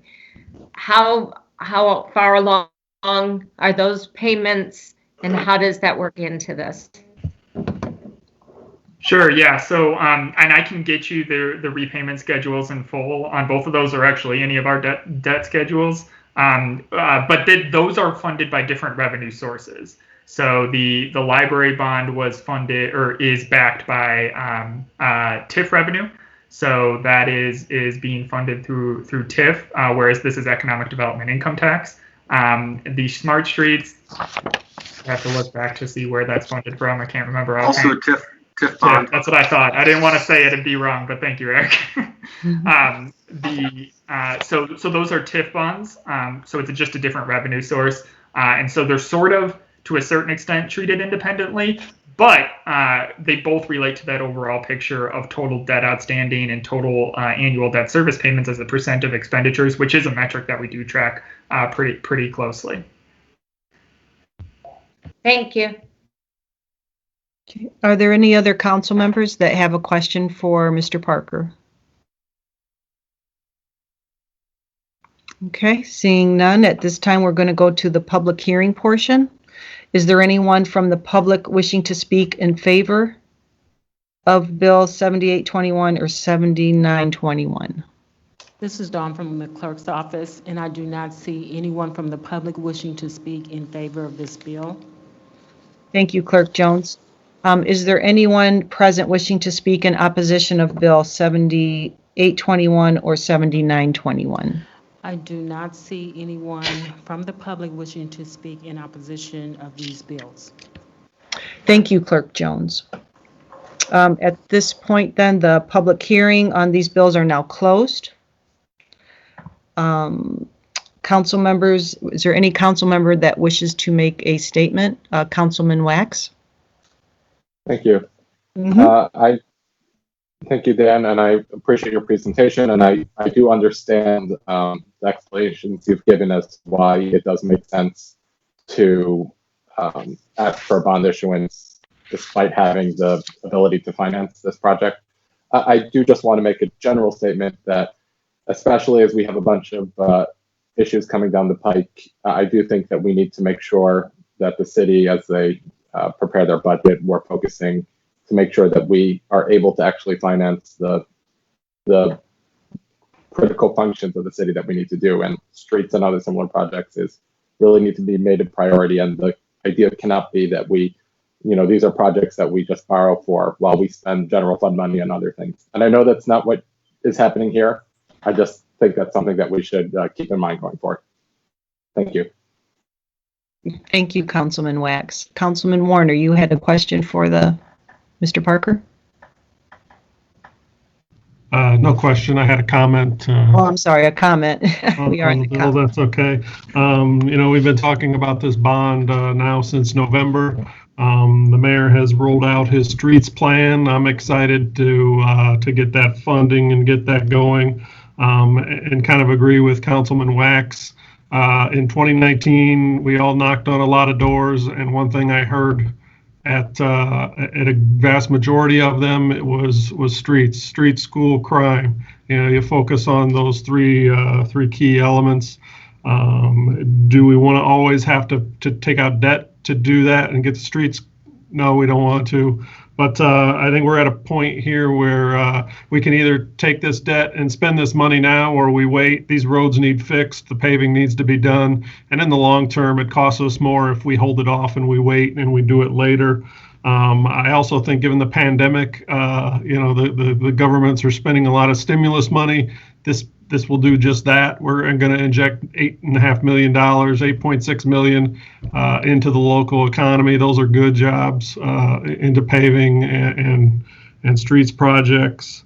And then additionally, the interest rate is at a level that you almost can't turn it down. And you've got the cash on hand. And then last, President Biden and the Congress has passed the American Recovery Act, and we've got some money coming that is also, I think, is going to give us some leverage to do some creative things with, and hopefully get us back towards equal on the debt graph there. And so I support this project and the financing. Thank you. Thank you, Councilman Warner. I also seen Councilmember Kenneth Lee. You had a statement you'd like to make? Yes, thank you, Dan, for your presentation and trying to make sense out of all of this. For those of us who are not numbers geniuses like yourself, I don't know how you understand how to do all this stuff, but I'm very grateful that you're making it plain that this is an opportunity to improve the city, and the interest rates are so low that it's better to go ahead and do it now than to wait later. So, and as Councilman Warner said, it is very important that we give the streets and the inner city some love and get these things established. So, thank you for clarifying that. I was really struggling with that earlier in the committee meeting. So you did a great job of explaining that. It makes sense you have the money to do it, but if you can borrow it and use money for other things, I understand that. That's how we understand our natural budgets that we have at home. So thank you for explaining that for us, and we're excited about the progress that's getting ready to be made. Thank you, Councilmember Lee. Is there any other council members? Councilman Henry Davis? Yes. I only asked those questions because of a number of reasons. But I'm being very clear about why I asked the questions, because government financing is based upon projections. There's not really real numbers there. There are some, but it's projections. So it's a forecast. You may or may not get that. When you're dealing with private industry, they're dealing with the bottom line that's there. It's not a fixed number, but it's very close to being a very fixed number. And so when we're deliberating over numbers, because that's our job, we're fiduciary agents of the city. So this is really our job. We have to be very critical of numbers. I think Mr. Daniel Parker did a very good job of presenting, his case and how he felt like that this was a good idea. But it's still up to us to say yes or no. I'm saying that I'm more interested in what happens in the future than what happens right now. Yes, people want better infrastructure. I want better infrastructure. I've talked about how I destroyed my front end of my car numerous times on these council meetings because of a pothole. And then I made the rim thereafter. So that was like, $7,000, I think, in access because of the damage that was created on the two incidents. So I would be the first to say, yeah, please pave the streets and fill the potholes.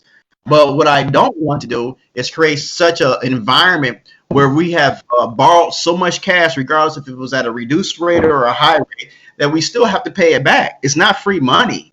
And so I want people to understand that this is not free money. And just because the money is being loaned at a very low interest rate does not mean we should borrow. It just says that the money is at a lower interest rate. And so I am like really concerned about the future and the financial health of the city, because all last year, that's all we talked about. And we talked about cutting jobs. We talked about cutting services. We talked about doing all of these things that said cut. And now we're back out here this year borrowing more cash. Yes, I want infrastructure. I want update. Yeah, it's a hard decision to make, but I don't want to think that we should put the city's future in jeopardy because of low interest rates. Yeah, I think that there needs to be a lot more discussion. And we have to be a little bit more critical and interrogate these numbers more than what we have.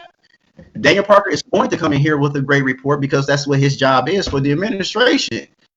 I think that's phenomenal. But again, I think this council needs to make their mind up about what happens over the next 2 or 3 or 4 or 5 years financially for the city.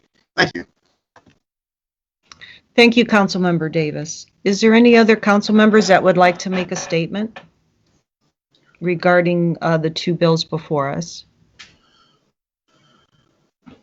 Okay, I don't see any. So as we did hear these together, we'll ask for to entertain a motion regarding the first bill, which is Bill 7921, and then I'll ask for a motion on the second bill, which would be 7821. So I'd like to now entertain a motion regarding Bill 7921. I move to send Bill 7921 to the full council with a favorable recommendation. Second. Okay, so there has been a motion and it has been seconded. Clerk Jones, could you please call the roll for Bill number 7921? Yes. Vice President McBride? Can you hear me? Aye. Okay. Yes. Councilmember Davis? No. Councilmember Lee? Aye. Councilmember Warner? Aye. Councilmember Wax? Aye. Councilmember Niskoski? Aye. Councilmember Tomas Morgan? Aye. Councilmember Hammond? Aye. President White? Aye. 8 ayes. Thank you, Clerk Jones. Bill 7921 will be sent to the full council with a favorable recommendation. And I'd like to entertain a motion regarding Bill 7821. I would like to make a motion that Bill 78-21 be sent to the full council with a favorable recommendation. I second. Okay, the bill has been, motion has been made and it has been seconded. Clerk Jones, could you please take the roll on Bill 7821? Yes. Councilmember Hammond? Aye. Vice President McBride? Aye. Councilmember Davis? No. Councilmember Lee? Aye. Councilmember Warner? Aye. Councilmember Wax? Aye. Councilmember Niskoski? Aye. Councilmember Tomas Morgan? Aye. President White? Aye. 8 ayes. Thank you, Clerk Jones. Bill 7821 will be sent to the full council with a favorable recommendation. Thank you, Mr. Parker. We are going to move on to Bill 8021. Clerk Jones, will you please give Bill 8021 a second reading? Yes. 8021, public hearing on an ordinance of the Common Council of the City of South Bend, Indiana, superseding and repealing ordinance number 10482-16 to establish updated internal control standards. Thank you, Clerk Jones. Is there a committee report? Yes, this bill was heard earlier this evening in Personnel and Finance Committee and comes to you with a favorable recommendation. Thank you, Councilman Warner. Is the petitioner present? If you are, I ask you state your name and address and give us the key points regarding the bill before us. Yes, thank you, Chair Nisgotsky. Dan Parker, City Controller, office on the 12th floor of the County City Building. The bill before you is really a reinstatement or a recommitment to the standards of internal control that are outlined by both the Indiana State Board of Accounts and the Committee of Sponsoring Organizations of the Treadway Commission. It's called COSO. It's a broadly used structure and framework of internal control that many different types of organizations used and that the Indiana State Board of Accounts has adopted.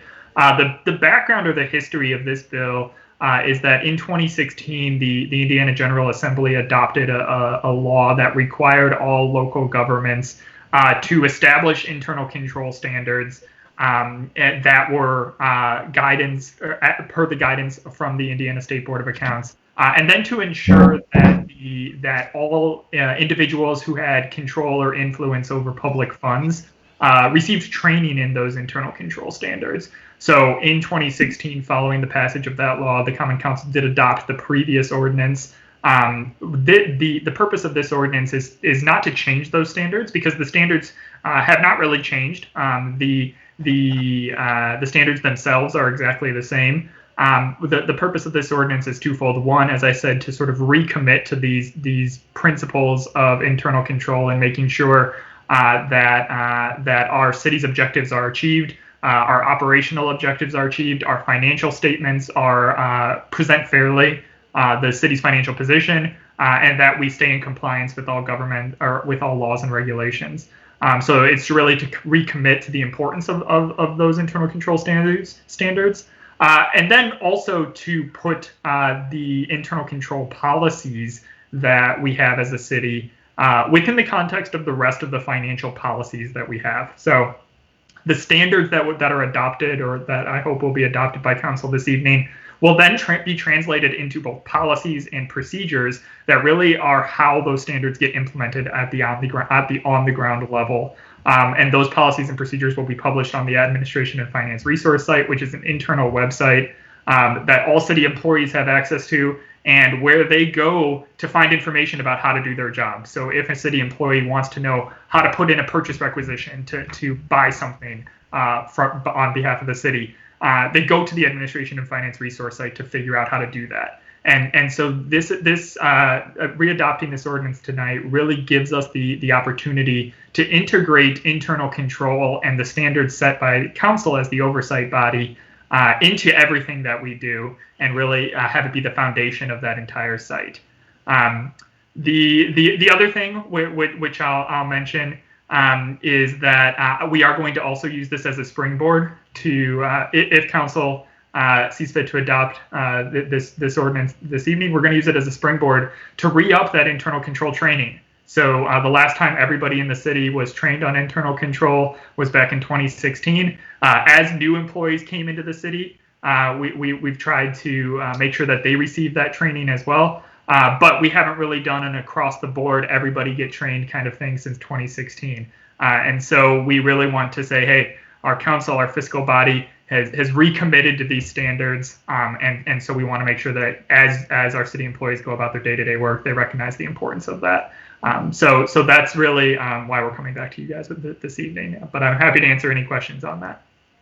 Okay. Thank you, Mr. Parker. Council members, do you have any questions for Mr. Parker?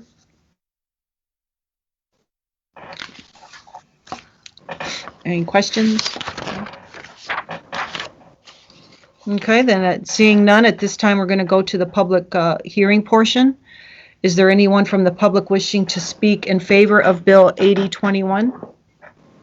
This is Dawn from the clerk's office, and I do not see anyone from the public wishing to speak in support of Bill 8021. Thank you, Clerk Jones. Is there anyone present wishing to speak in opposition to Bill 8021? There is no one from the public wishing to speak in opposition of Bill 8021. Thank you, Clerk Jones. At this point, the public hearing on Bill 8021 is now closed. Council members, would you wish to make any statement regarding this bill?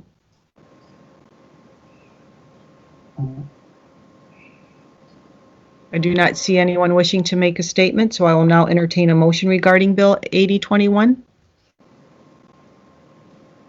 I'd like to move that we send Bill 8021 to the full council with a favorable recommendation.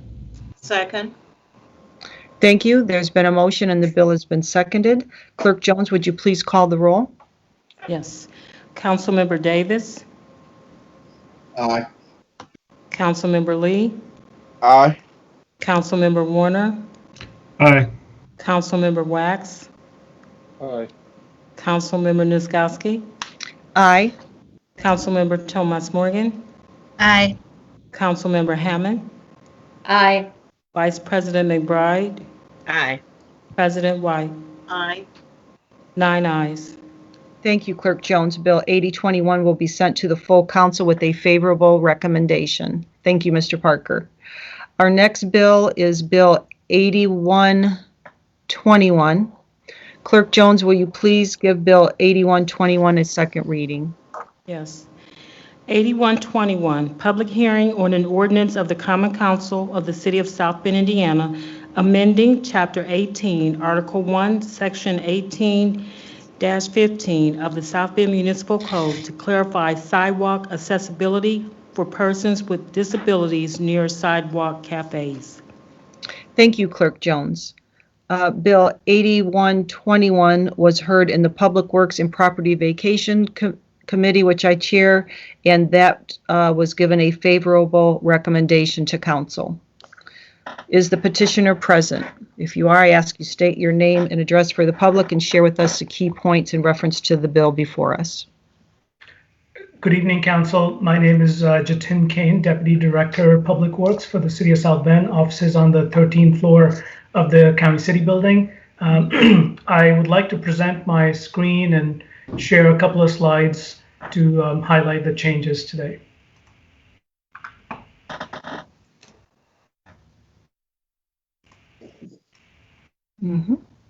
Okay. First, let me start by saying that Section 18-51 of the South Bend Municipal Code offers the rules for the operation of sidewalk cafes in the public right-of-way. This portion of the city ordinance defines the fees for sidewalk cafes. It defines the length of the permit and also the clearance required for pedestrian accessibility. The ordinance is administered through the Board of Public Works. Applicants who are interested in applying for a sidewalk cafe file an application with the board, which is reviewed, and then the permits are issued. What you have in front of you with this bill are two changes to that current ordinance, and I'll just go through them briefly. The accessibility guidelines for pedestrians come through the Pedestrian Right-of-Way Accessibility Guidelines, or PROAG, which defines the optimal minimum and maximum requirements for pedestrian and ADA access. A 4-foot access is considered the minimum requirement, and a 6-foot access is considered the maximum. A 6-foot allows for 2 wheelchairs to be side by side. The City of South Bend has chosen to use 5-foot for ADA clearance, as that allows for 1 wheelchair and a companion to be side by side the wheelchair and allow for easy accessibility. The city is not asking to change that portion of the current ordinance, so the 5-foot clearance will be maintained. What we are asking for are really these two things: making amendments to the current ordinance to allow some changes to that 5-foot access under certain circumstances when there are obstructions in the right-of-way. And then the second thing is changing the duration of the permit from 1 year to 2 year. And to explain my first point, let me point to this next graphic.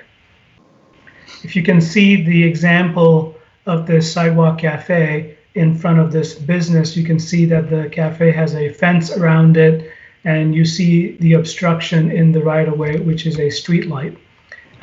This applicant would be asked to maintain a 5-foot clearance throughout the length of their fencing, except where there is a street light present. In that situation, they would be allowed to go to the 4-foot clearance, but then maintain the other 5 foot through the rest of the duration.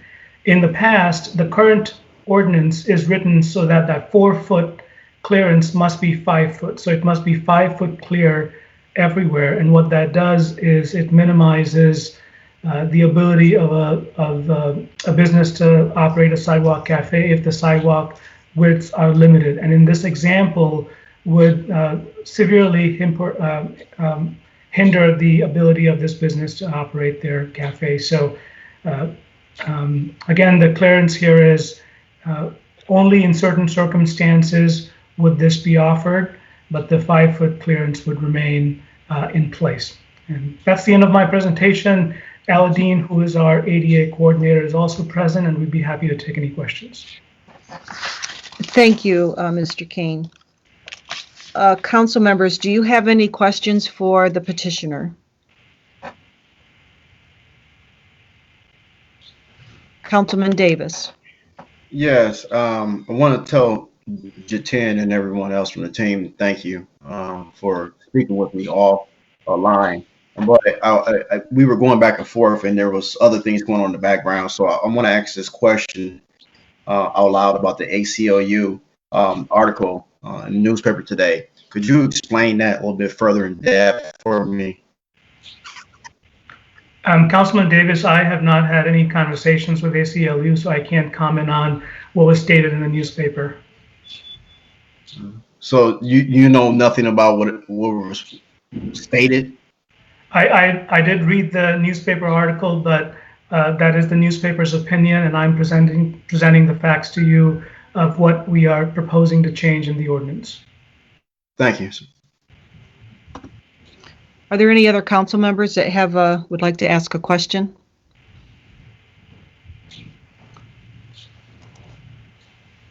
Councilman Warner? I have a question for legal. For Aladeen, if Aladeen is on. Yes.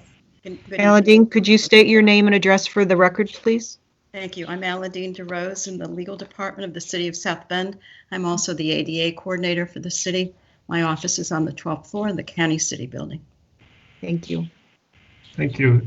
So Aladeen, I think my understanding, and it's just if I am wrong, let me know, is that the requirement is 4 feet, but generally the city has gone to 5 feet.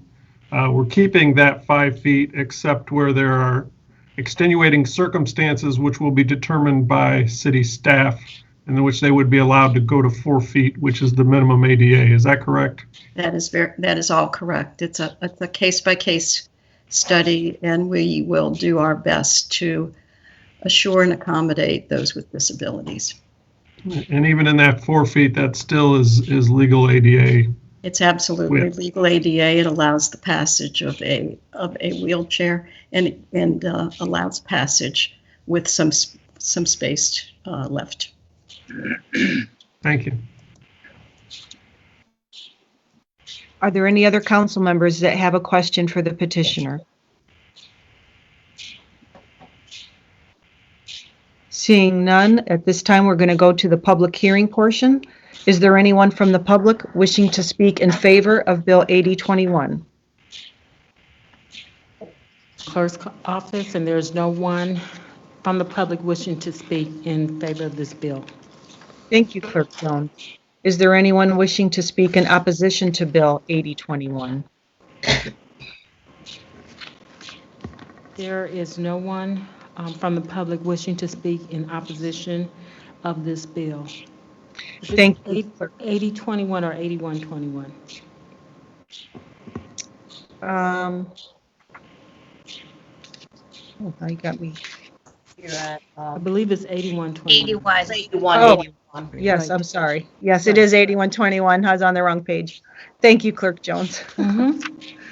Okay, so at this time, we're going to close let me get back on we're going to close the public portion. Is there any council members that wish to make a statement in reference to Bill 8121? Council Member Warner. Thank you, Chair. I also read the article that Councilman Davis was referring to. And I think I know Mr. Falk from the ACLU. I respect him and agree most of the time, but I think it was pretty telling when you went in there and he said, well, I'm not sure if a city whose requirements are beyond ADA can reduce them down to ADA. He really didn't argue that this was illegal or violated the ADA law. I think what we're doing is just making some reasonable reductions where necessary. I've heard from some businesses, and they support this, and I support this change. Thank you. Thank you, Councilmember Warner. I believe the next person that had their hand up was Councilmember Rachel Tomas Morgan. Thanks, Chair. I just want to voice my support for this bill. I think it strikes the right balance of being wheelchair accessible and being business friendly to allow for outdoor seating, and especially during the pandemic where it's been such a difficult time for our businesses, our restaurants. So thank you for bringing this bill to us, Mr. Kane. Thank you, Councilmember Tomas Morgan. I believe the next person that had their hand up was Councilman Davis. Sure, and I'm going to stand by what I said earlier, and I'm going to tell you that the optics on this is not the best. I don't know who called the ACLU to ask them any questions. And right now, I'm not necessarily interested in finding out who, but I do know when the conversation about accessibility to federal law and just whatever else could be said about the South Bend Common Council or the city itself making these sorts of moves, the optics gets pretty fuzzy. And I know this job is also political as well as factual. So the optics for me are like a little bit off, and I won't be supporting it, but you know, we'll see a brighter day in South Bend. Thank you. Thank you, Councilmember Davis. I believe the next council member was McBride. Councilmember McBride. Thank you, Chair. I just wanted to say thank you for the presentation, Mr. Kane and Mr. Rose. And also, I was sitting here visualizing, you know, the Michigan Street corridor, if you will, downtown.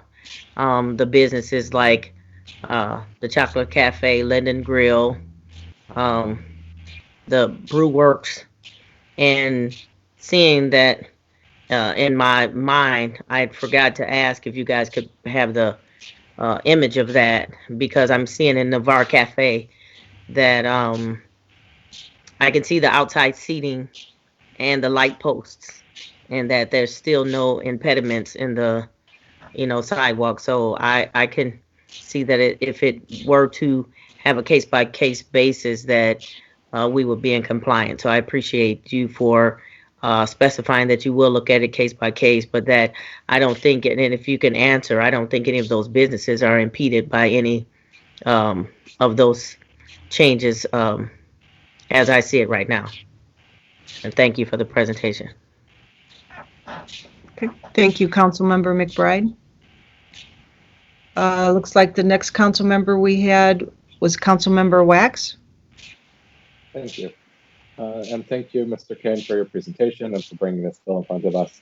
I'm going to echo what a lot of my colleagues previously said, that I'm appreciative of this bill as it tries to balance the needs to provide accessibility while allowing our businesses to improvise and to do what they need to do, especially in these difficult times. So I appreciate that you looking to see what we can do to help those who need it while making sure that we're still maintaining accessibility to those who need that extra access. So thank you.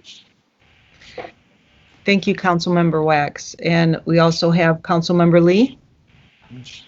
Thank you, Mr. Kane, for your presentation. And, you know, the restaurant businesses have been hit hard, so they've had to try to figure out ways to recover. And so, and then we also want to make sure that our individuals in our community that are handicapped, they have the access that they need. So thank you for thinking this through, and thank you for your presentation. And hopefully once we get through all of this, we will have a brighter day, as others have said. So thank you for your presentation. Thank you, Councilmember Lee. Is there any other council members wishing to make a statement?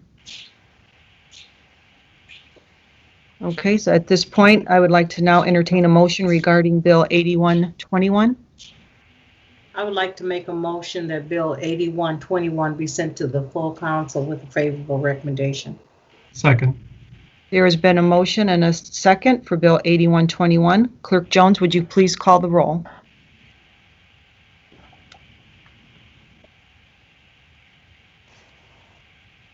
Can you hear me? We can hear you now. Oh, okay. Councilmember Lee, Aye. Councilmember Warner, Aye. Councilmember Wax, Aye. Councilmember Nisgowsky, Aye. Councilmember Tomas Morgan, Aye. Councilmember Hammond, Aye.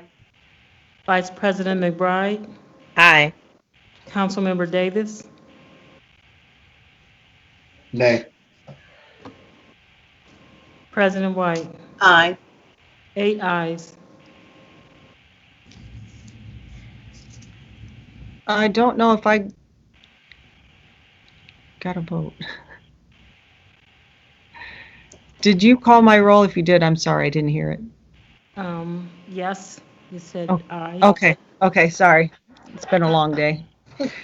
Okay, Bill 8121 will be sent to the full council with a favorable recommendation. Thank you, Clerk Jones. Yes. And Bill 8221 was tabled till April the 7th. So I believe that concludes all the business for the Committee of the Whole. So at this time, I would like to entertain a motion to rise from the Committee of the Whole and report back to the full council. So moved.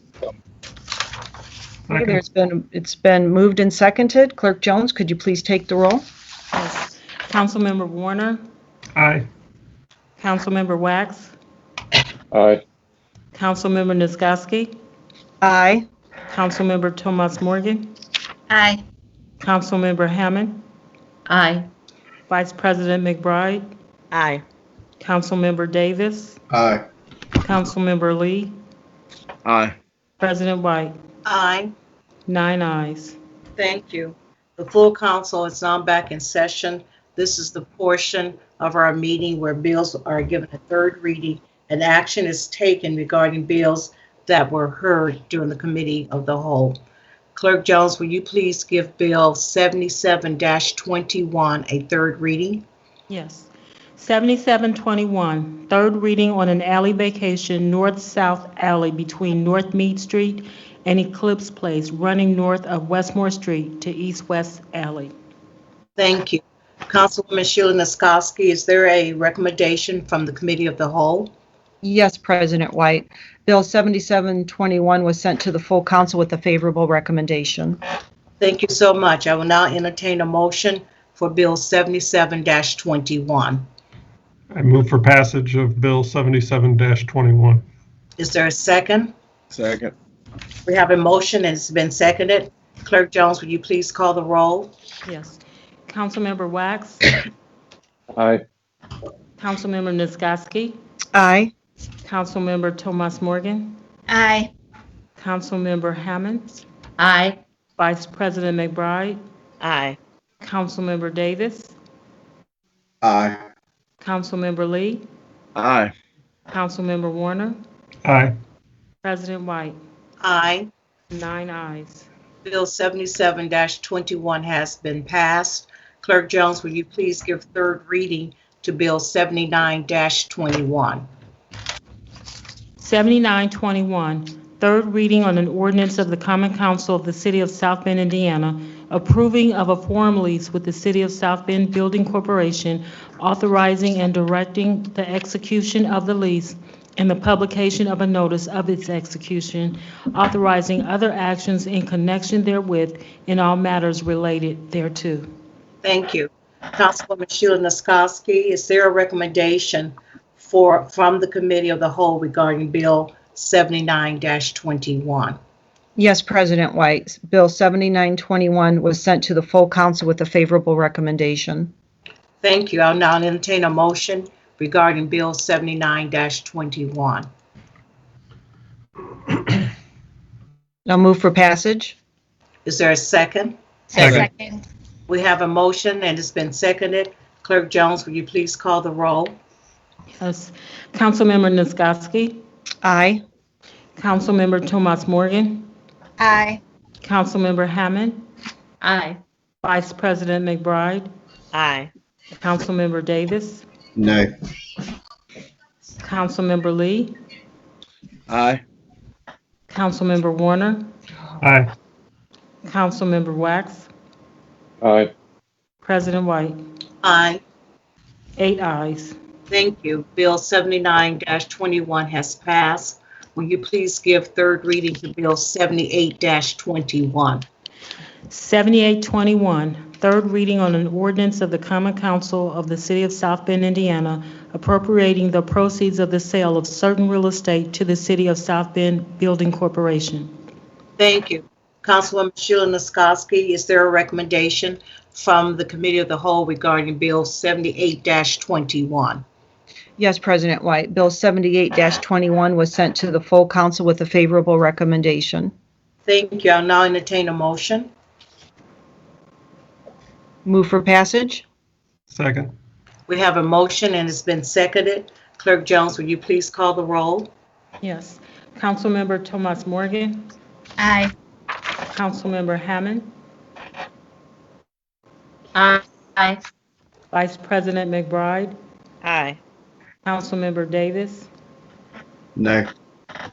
Councilmember Lee. Aye. Councilmember Warner. Aye. Councilmember Wax. Aye. Councilmember Nisgowsky. Aye. President White. Aye. 8 ayes. Thank you. Bill 78-21 has passed. Clerk Jones, will you now give third reading to Bill 80-21? 8021, third reading on an ordinance of the Common Council of the City of South Bend, Indiana, superseding and repealing ordinance number 10482-16 to establish updated internal control standards. Councilwoman Sheila Nisgowsky, is there a recommendation regarding Bill 80-21 from the Committee of the Whole? Yes, President White. Bill 80-21 was sent to the full council with a favorable recommendation.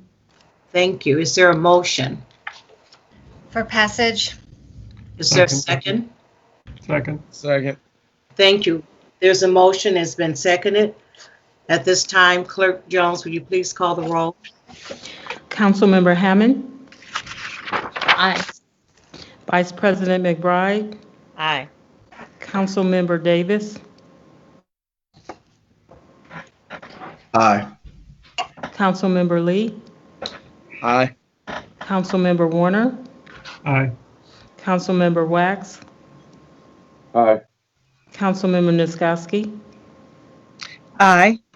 Councilmember Thomas Morgan. Aye. President White. Aye. 9 ayes. Thank you. Bill 80-21 has passed. Clerk Jones, will you now give third reading to Bill 81-21? 8121, third reading on an ordinance of the Common Council of the City of South Bend, Indiana, amending Chapter 18, Article 1, Section 18-15 of the South Bend Municipal Code to clarify sidewalk accessibility for persons with disabilities near sidewalk cafes. Thank you. Councilwoman Sheila Nisgowsky, is there a recommendation from the Committee of the Whole regarding Bill 81-21? Yes, President White. Bill 81-21 was sent to the full council with a favorable recommendation. I will now entertain. We have a Second. motion and it's been seconded. Clerk Jones, will you please call the roll? Vice President McBride. Aye. Councilmember Davis. You know, I just got lost. We were on 8121. Yes. Okay, that was the name. Councilmember Lee. Aye. Councilmember Warner, Aye. Councilmember Wax, Aye. Councilmember Nisgowsky, Aye. Councilmember Tomas Morgan, Aye. Councilmember Hammond, Aye. President White. Aye. 8 ayes. Thank you. Bill 81-21 has passed. We'll now move into our resolutions. Clerk Jones, would you please read Resolution 2107? If you need a couple moments to catch your breath, please do so. 2107, a resolution confirming the adoption of a declaratory resolution designating certain areas within the city of South Bend, Indiana, commonly known as the intersection of Nims Parkway and Mayflower Road, South Bend, Indiana, as an economic revitalization area for purposes of a 5-year personal property tax abatement for Clay's Candy, Inc. Thank you. This is a confirming resolution, and therefore there is no committee report. I will now move to the presenters and ask that you state your name and your address and give us a brief overview of the confirming adoption of this resolution. Thank you, President White. This is Dan Buckenmeyer, Director of Business Development from the 14th floor of the City County Building. Again, as you noted, this was unanimously passed in a declaratory resolution 2 weeks ago, so I'll be brief. We are talking again about Clay's Candy, a 102-year-old company in South Bend. Since 1941, they've been located at 525 South Spiller, next to the ballpark. They are looking at expanding. They will be moving to a new location out on Nims Road. And there is a rendering there of the new building. They will be making over $8 million in private investment, retaining and creating 33 plus jobs in the process of their move. And of course, carrying on a legacy of being a great corporate citizen of South Bend for over 100 years. So this first one, catch up slide here. Bill number 2107 is the personal property tax abatement supporting a $2.4 million investment in capital equipment for that new location. It's going to include basically an entirely new candy and confectionery production line, steam generator, serve tanks, piping, dust collection, as well as warehousing and pallet racking and so on. That is my present. We have the additional one after this, but just for that personal property tax abatement 2107, that wraps it up. Unless Mr. Greg Clays has anything to add. Mr. Clays, would you like to add any comments? If so, state your name and address, please.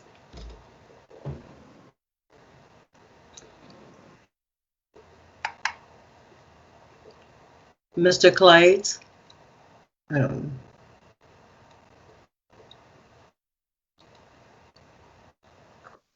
don't know if he's on or not, but if not, we can still move forward. We can move forward. I know he was on earlier, but I saw him. I sure did. Can you hear me? Oh, there we go. Okay, thank you, Mr. Clays. You state Can you hear me now? Sure can. Yep. Oh, good. I've been listening to the whole event, your council meeting, and I think in the future I might have to provide some sweets for you folks to keep you energized to stay up this late. I want to thank the council members for giving me this opportunity. Yes, we have been part of the city of South Bend, and we are looking forward to the next century here at Clay's Candy. And by doing so, we're investing heavily in some new equipment, very automated equipment for our old-fashioned sugared hard candy line, which is very popular. Plus the building itself, which is turning out to be very expensive. There's a shortage of steel. There just seems like a shortage of everything right now going forward, unfortunately. But we're moving forward, and we look forward to continuing our participation with the city. And thank you, council members, for supporting our request for tax abatement to help with our financing of this huge project for a company our size. Thank you as well. Prior to going to the public hearing portion, council members, do you have any questions that you would like to ask of petitioner or of Mr. Buckenmeyer? Councilmember Eli Wax. Thank you. Just a quick question. Assuming everything goes well, and I know a lot is not in your control, when would the new factory be operational? We are shooting for next spring of 22. We have not started construction or broke ground or finalized any of that yet. Perfect. Thank you. Thank you. Are there any other questions from council members? I do not see any hands up. We'll move now to the public hearing portion. Clerk Jones, is there anyone waiting to speak in support of resolution 21-07? This is Dawn from the clerk's office. I do not see anyone waiting to speak in the public on this resolution. Is there anyone waiting to speak in opposition? I do not see anyone waiting to speak in opposition as well. Thank you. The public hearing portion is now closed. Council members would like to, do you want to make any statements before I would entertain a request for a motion? I do not see Councilmember Kenneth Lee. I was trying to raise my hand, it wouldn't do it. So I just want to say that we are so excited about this opportunity. First of all, that it's coming to the first district, and that another century of delicious candy will be made right here in South Bend. I love the story, Greg, of just those who have not had a chance to go and see the factory. You can see the love in the eyes of Greg as the candy is being made, and I'm just excited that another 100 years or more we'll continue with Clay's Candy. Thank you for everything you have done in our community, and thank you for being such a great South Bend story. Thank you. Thank you. Are there any other council members that would like to make any statements at this time? Seeing no hands raised, I will now entertain a motion regarding resolution 21-07. So moved. Is there a second? Okay, there's a motion and it has been seconded. Clerk Jones, will you please call the roll? Yes. Councilmember Davis. Aye. Councilmember Lee. Aye. Councilmember Warner. Aye. Councilmember Wax. Aye. Councilmember Nisgowsky. Aye. Councilmember Tomas Morgan. Aye. Councilmember Hammond. Aye. Vice President McBride. Aye. President White. Aye. 9 ayes. Thank you. Resolution 21-07 has been adopted. Clerk Jones, will you please read resolution 21-09? 2109, a resolution confirming the adoption of a declaratory resolution designating certain areas within the city of South Bend, Indiana, commonly known as intersection of Nips Parkway and Mayflower Road, South Bend, Indiana, as an economic revitalization area for purposes of a 9-year real property tax abatement for GFC Holdings, LLC. Thank you. This is also a confirming resolution. At this time, I will go directly to the presenter, which would be Mr. Buckenmeyer, and followed by if the petitioner is present. Ask that you state your name and your address for the record, please.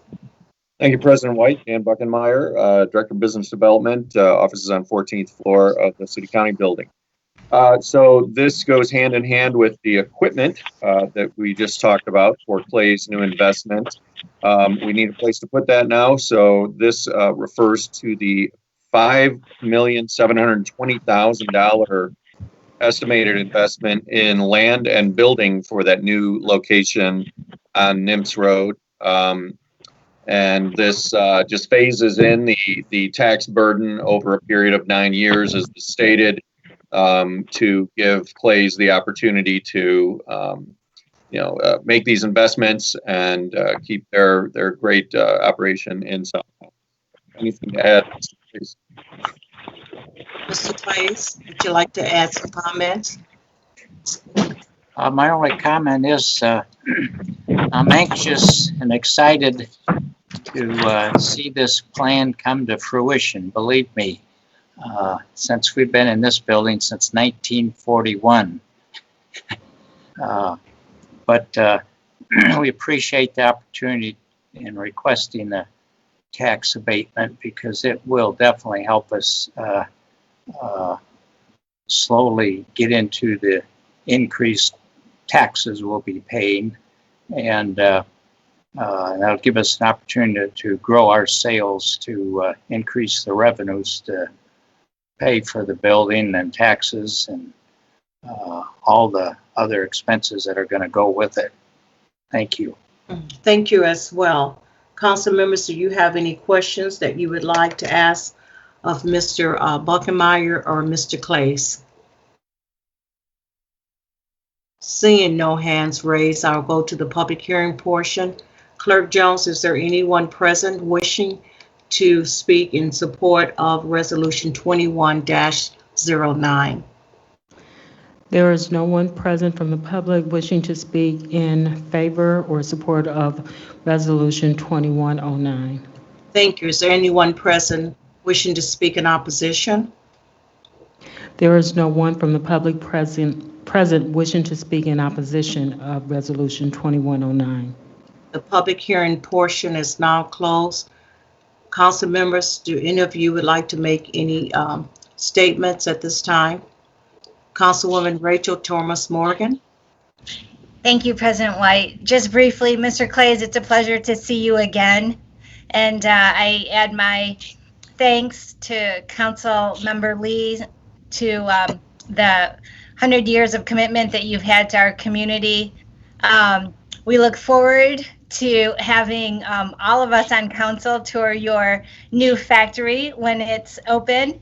And just to let you know, I've just done all my Easter chocolate shopping and bought Clay's candy. So getting care packages ready to send to the kids, my children in college. So thank you. Well, thank you, Council Member Thomas Morgan. We appreciated having you visit us, that's for sure. And we look forward to, once we're up and running, to invite all of you council members for a tour. Thank you. Are there any other comments or statements that council members would like to make at this time? Seeing none, in terms of hands raised, I would like to entertain a motion regarding Resolution 21-09. So moved. We have a motion. I second. And it's been seconded. Clerk Jones, will you please call the roll? Councilmember Lee. Aye. Councilmember Warner. Aye. Councilmember Wax. Aye. Councilmember Niskoski. Aye. Councilmember Thomas Morgan. Aye. Councilmember Hammond. Aye. Vice President McBride. Aye. Councilmember Davis. Aye. President White. Aye. 9 ayes. Thank you. And thank you, Mr. Clays, and the best of luck. Thank you so much. Thank you very much, and for this opportunity again, and look forward to seeing you for a tour next spring. Okay, thank you so much. We'll now do Bill's first read. Yes, so it's like flat blades that go in the mixer. Okay. Clerk Jones, will you please give first reading to Bill 83-21? 8321, First reading on an ordinance of the Common Council of the City of South Bend, Indiana, to vacate the following described property: Partial Street vacation, Francis Street, the east 9.25 feet of right-of-way, width running from Howard Street on the north to Corby Boulevard on the south, a distance of 403 feet plus or minus South Bend, Indiana. Thank you. I'd like to entertain a motion to send Bill 83-21 to Public Works and Property Vacation and Council Public Hearing and third reading for April the 12th, 2021. So moved. Is there a second? Second. It's been moved and seconded. Clerk Jones, would you please call the roll? Councilmember Warner, Aye. Councilmember Wax, Aye. Councilmember Nisgowsky, Aye. Councilmember Thomas Morgan, Aye. Councilmember Hammond, Aye. Vice President McBride, Aye. Councilmember Davis, Aye. Councilmember Lee, Aye. President White. Aye. 9 ayes. Thank you. Will you please now give first reading to Bill 84-21? 8421, first reading on an ordinance of the Common Council of the City of South Bend, Indiana, approving a petition of the Advisory Board of Zoning Appeals for the property located at 2801 West Western Avenue. Thank you. Would like to entertain a motion to send this bill to zoning and annexation for committee meeting for council and public hearing and third reading for April the 12th, 2021. So moved. So moved. Is there a second? Second. It's been moved and seconded. Clerk Jones, will you please call the roll? Councilmember Wax, Aye. Councilmember Nisgowsky, Aye. Councilmember Thomas Morgan, Aye. Councilmember Hammond, Aye. Vice President McBride, Aye. Councilmember Davis, Aye. Councilmember Lee, Aye. Councilmember Warner, Aye. President White. Aye. 9 ayes. Thank you. Will you now give first reading to Bill 85-21?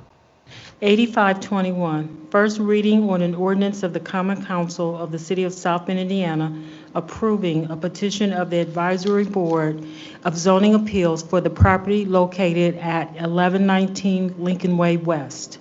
Thank you. I'd like to entertain a motion to send Bill 85-21 to Zoning and Annexation Committee and Council Public Hearing and third reading set for April 12, 2021. So moved. Second. We have a motion. It's been seconded. All those in favor, I'm sorry. Clerk Jones, will you call the roll? Yes. Councilmember Nisgowsky, Aye. Councilmember Thomas Morgan, Aye. Councilmember Hammond, Aye. Vice President McBride, Aye. Councilmember Davis, Aye. Councilmember Lee, Aye.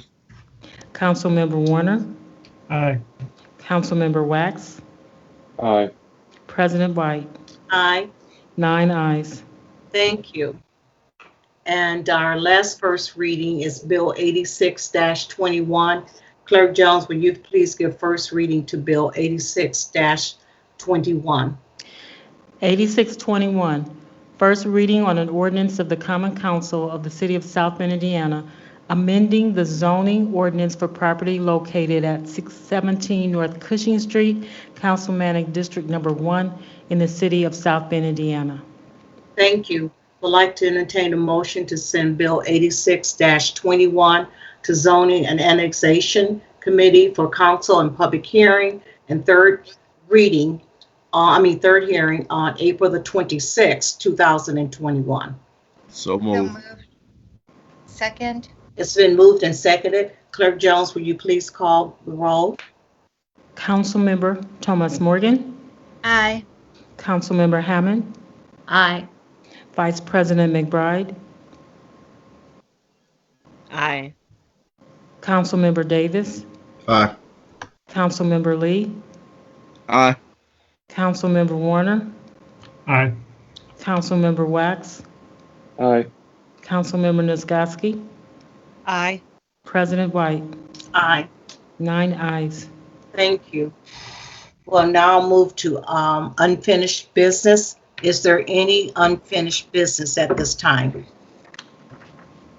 Councilmember Henry Davis. Thank you for recognizing me. This city suffered another person who died from gunshot wounds. At this time, was down, not in the the assumed area of things happening, but right outside of downtown on the corner of what was that, Jefferson and Eddy Street. Very tragic loss. I'm sure the family is devastated. Everyone in the community should be devastated. I've said in the backs, several weeks ago about our plan for violence. How are we going to counteract it? And I don't think that I, received any answers because no one probably doesn't have any answers. And I'm not, pushing anybody to give an answer that they don't have. But we are entering into the warmer months of the year, and we do know that violence increases here and everywhere else, but we live here. And so I'm just really interested in seeing what's going to happen and how this is going to work. Are we going to suffer from the same afflictions and numbers that we had last year? Because it was very high last year. And so I'm just really interested in having a discussion. I don't know if that goes to Mr. Wax with his committee and having a discussion about violence prevention here in the city, or are we going to just, not give it any thought, just continue to listen to the news and the bad reports? The other thing that I want to bring up, because this is a part of the old business, South Bend, the city invested, a number of millions of dollars. I think it was 4.5, close to $5 million into the Charles Black Recreational Center several years ago. District is in the district, and we work really hard to, along with the South Park Neighborhood Association, to make sure that we were pushing for investment over in that area, and we got it. We got Western Avenue, we got Lincoln Way West, and we got the Charles Black Center. However, there's been some things that have changed over with the Charles Black Center here more recently. I sent I think I sent some pictures out to a few members of the council. I'm going to send the rest out later on to everyone else. But the walls are cracking over there in the Charles Black Center. I did get Sharon's reply from an email earlier, and I appreciate the reply. But what I have done and what I did before is I spoke with people who have done concrete work all of their lives, as well as construction experts. And there appears to be something structurally wrong with that particular development that's over there. We obviously need it because it wouldn't be there if we didn't need it. But what we don't want to have happen is that continues on and it gets worse and worse. The floor itself is starting to, wilt or starting to buckle as well. I went over there today, and what I saw was not good, but what I saw was present when the center, when the new structure was erected. So it doesn't look like it's getting any better. There were cracks in the floor then. Now it's in the walls. And so there's a growing problem is what I'm getting at. And I'm just really interested in finding out more about it. I did get, the response that Sharon gave me. I'm really interested in having a committee hearing about this so that we can ask some frank questions and get to the bottom of it. I don't understand if we spend that type of capital and these things are starting to happen. That's not necessarily a very good investment. That's a poor investment. So I get the contractor is on the hook for correcting it, but I think the people in the community deserve an answer on why this is happening and what's going to be done to correct it, if there's anything that can be done to correct it. So I'm looking for some feedback. I will have a meeting and get back with you on that, Mr. Davis. I'm sorry? I will let you know when we have a meeting scheduled or see your availability of the council.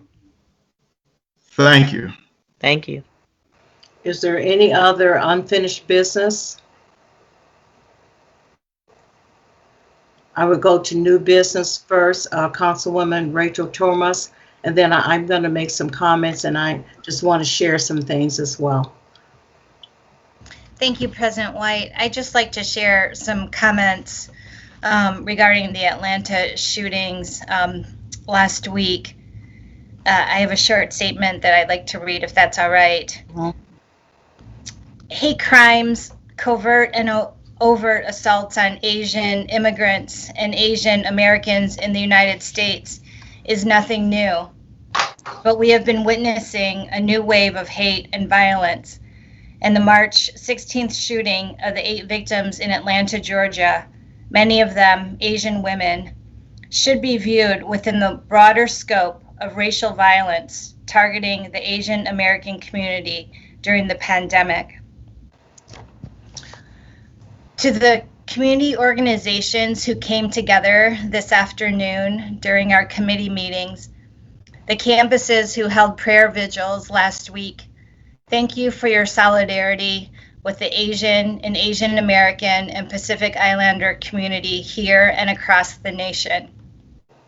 Let us continue to stand together to condemn anti-Asian sentiment connected to the virus, condemn ongoing acts of hate and violence toward Asian communities and all communities of color, and confront systems that dehumanize and make invisible Asians. May our mournful prayers for the women who were massacred on Tuesday translate into actions and a continued commitment for justice and equality for all people who experience prejudice and hate in their daily lives. Thank you. Thank you, Councilwoman Rachel Thomas Morgan, and we stand with you as well and with all victims. I do see a hand, Councilwoman Lori Hammond. Thank you, President.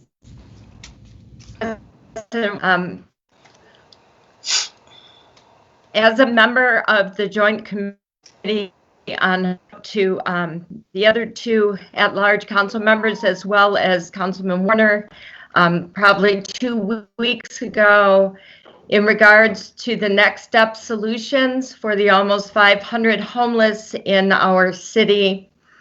We're actively searching for a viable location to house these folks in need.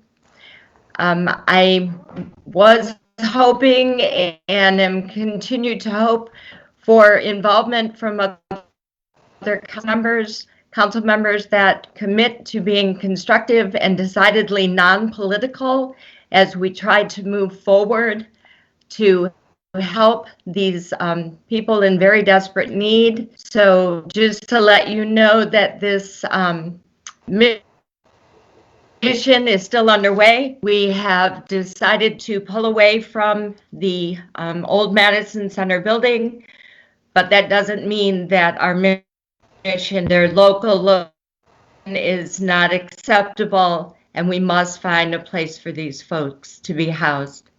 So thank you. Thank you, Councilwoman Hammond. I would like to say that I don't know if most of the council members are aware, our attorney is also a parliamentarian for the council, and would like to say that as we move forward, we want to make sure that everyone is treated with respect, and that goes from the council to council and council to our public and also to our presenter. And I will be working with Attorney Palmer to kind of outline some of those expectations. I would be asking for your input as well as we do move forward. And I'm going to ask Attorney Palmer if he would like to add any comments. Thank you, President White. As you mentioned, I'm also the parliamentarian, even though it's a word that I find difficult to pronounce. Me too. And that's a position that's given me under the municipal code. And in that position, I'm tasked with offering advice on parliamentary procedure when requested by council members. After the committee meetings this afternoon, I was approached by council members asking for advice regarding 2 issues that occurred at the committee meetings. The first having to do with 2 people speaking at the same time, interrupting each other. That is a violation of parliamentary procedure. Only one person can have a floor at a single time.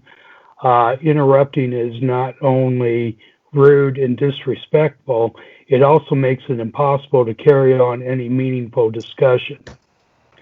The second issue that came up as a result of those committee meetings is whether issues that should have been discussed during a committee meeting or council meeting that were not fully discussed can be brought up again after the committee meeting has been adjourned.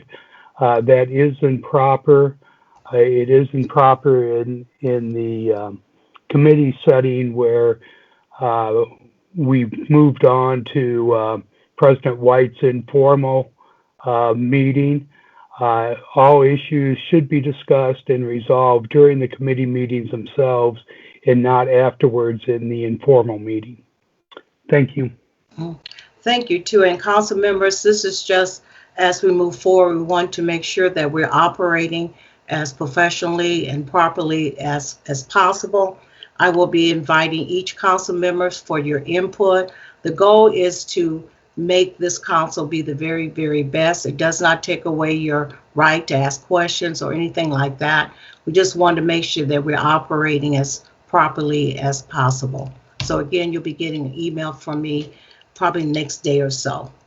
And I welcome your input and also your recommendations and your suggestions as well. We'll now move to the privilege of the floor. Clerk Jones, is there anyone waiting to speak under privilege of the floor? There is no one from the public waiting to speak.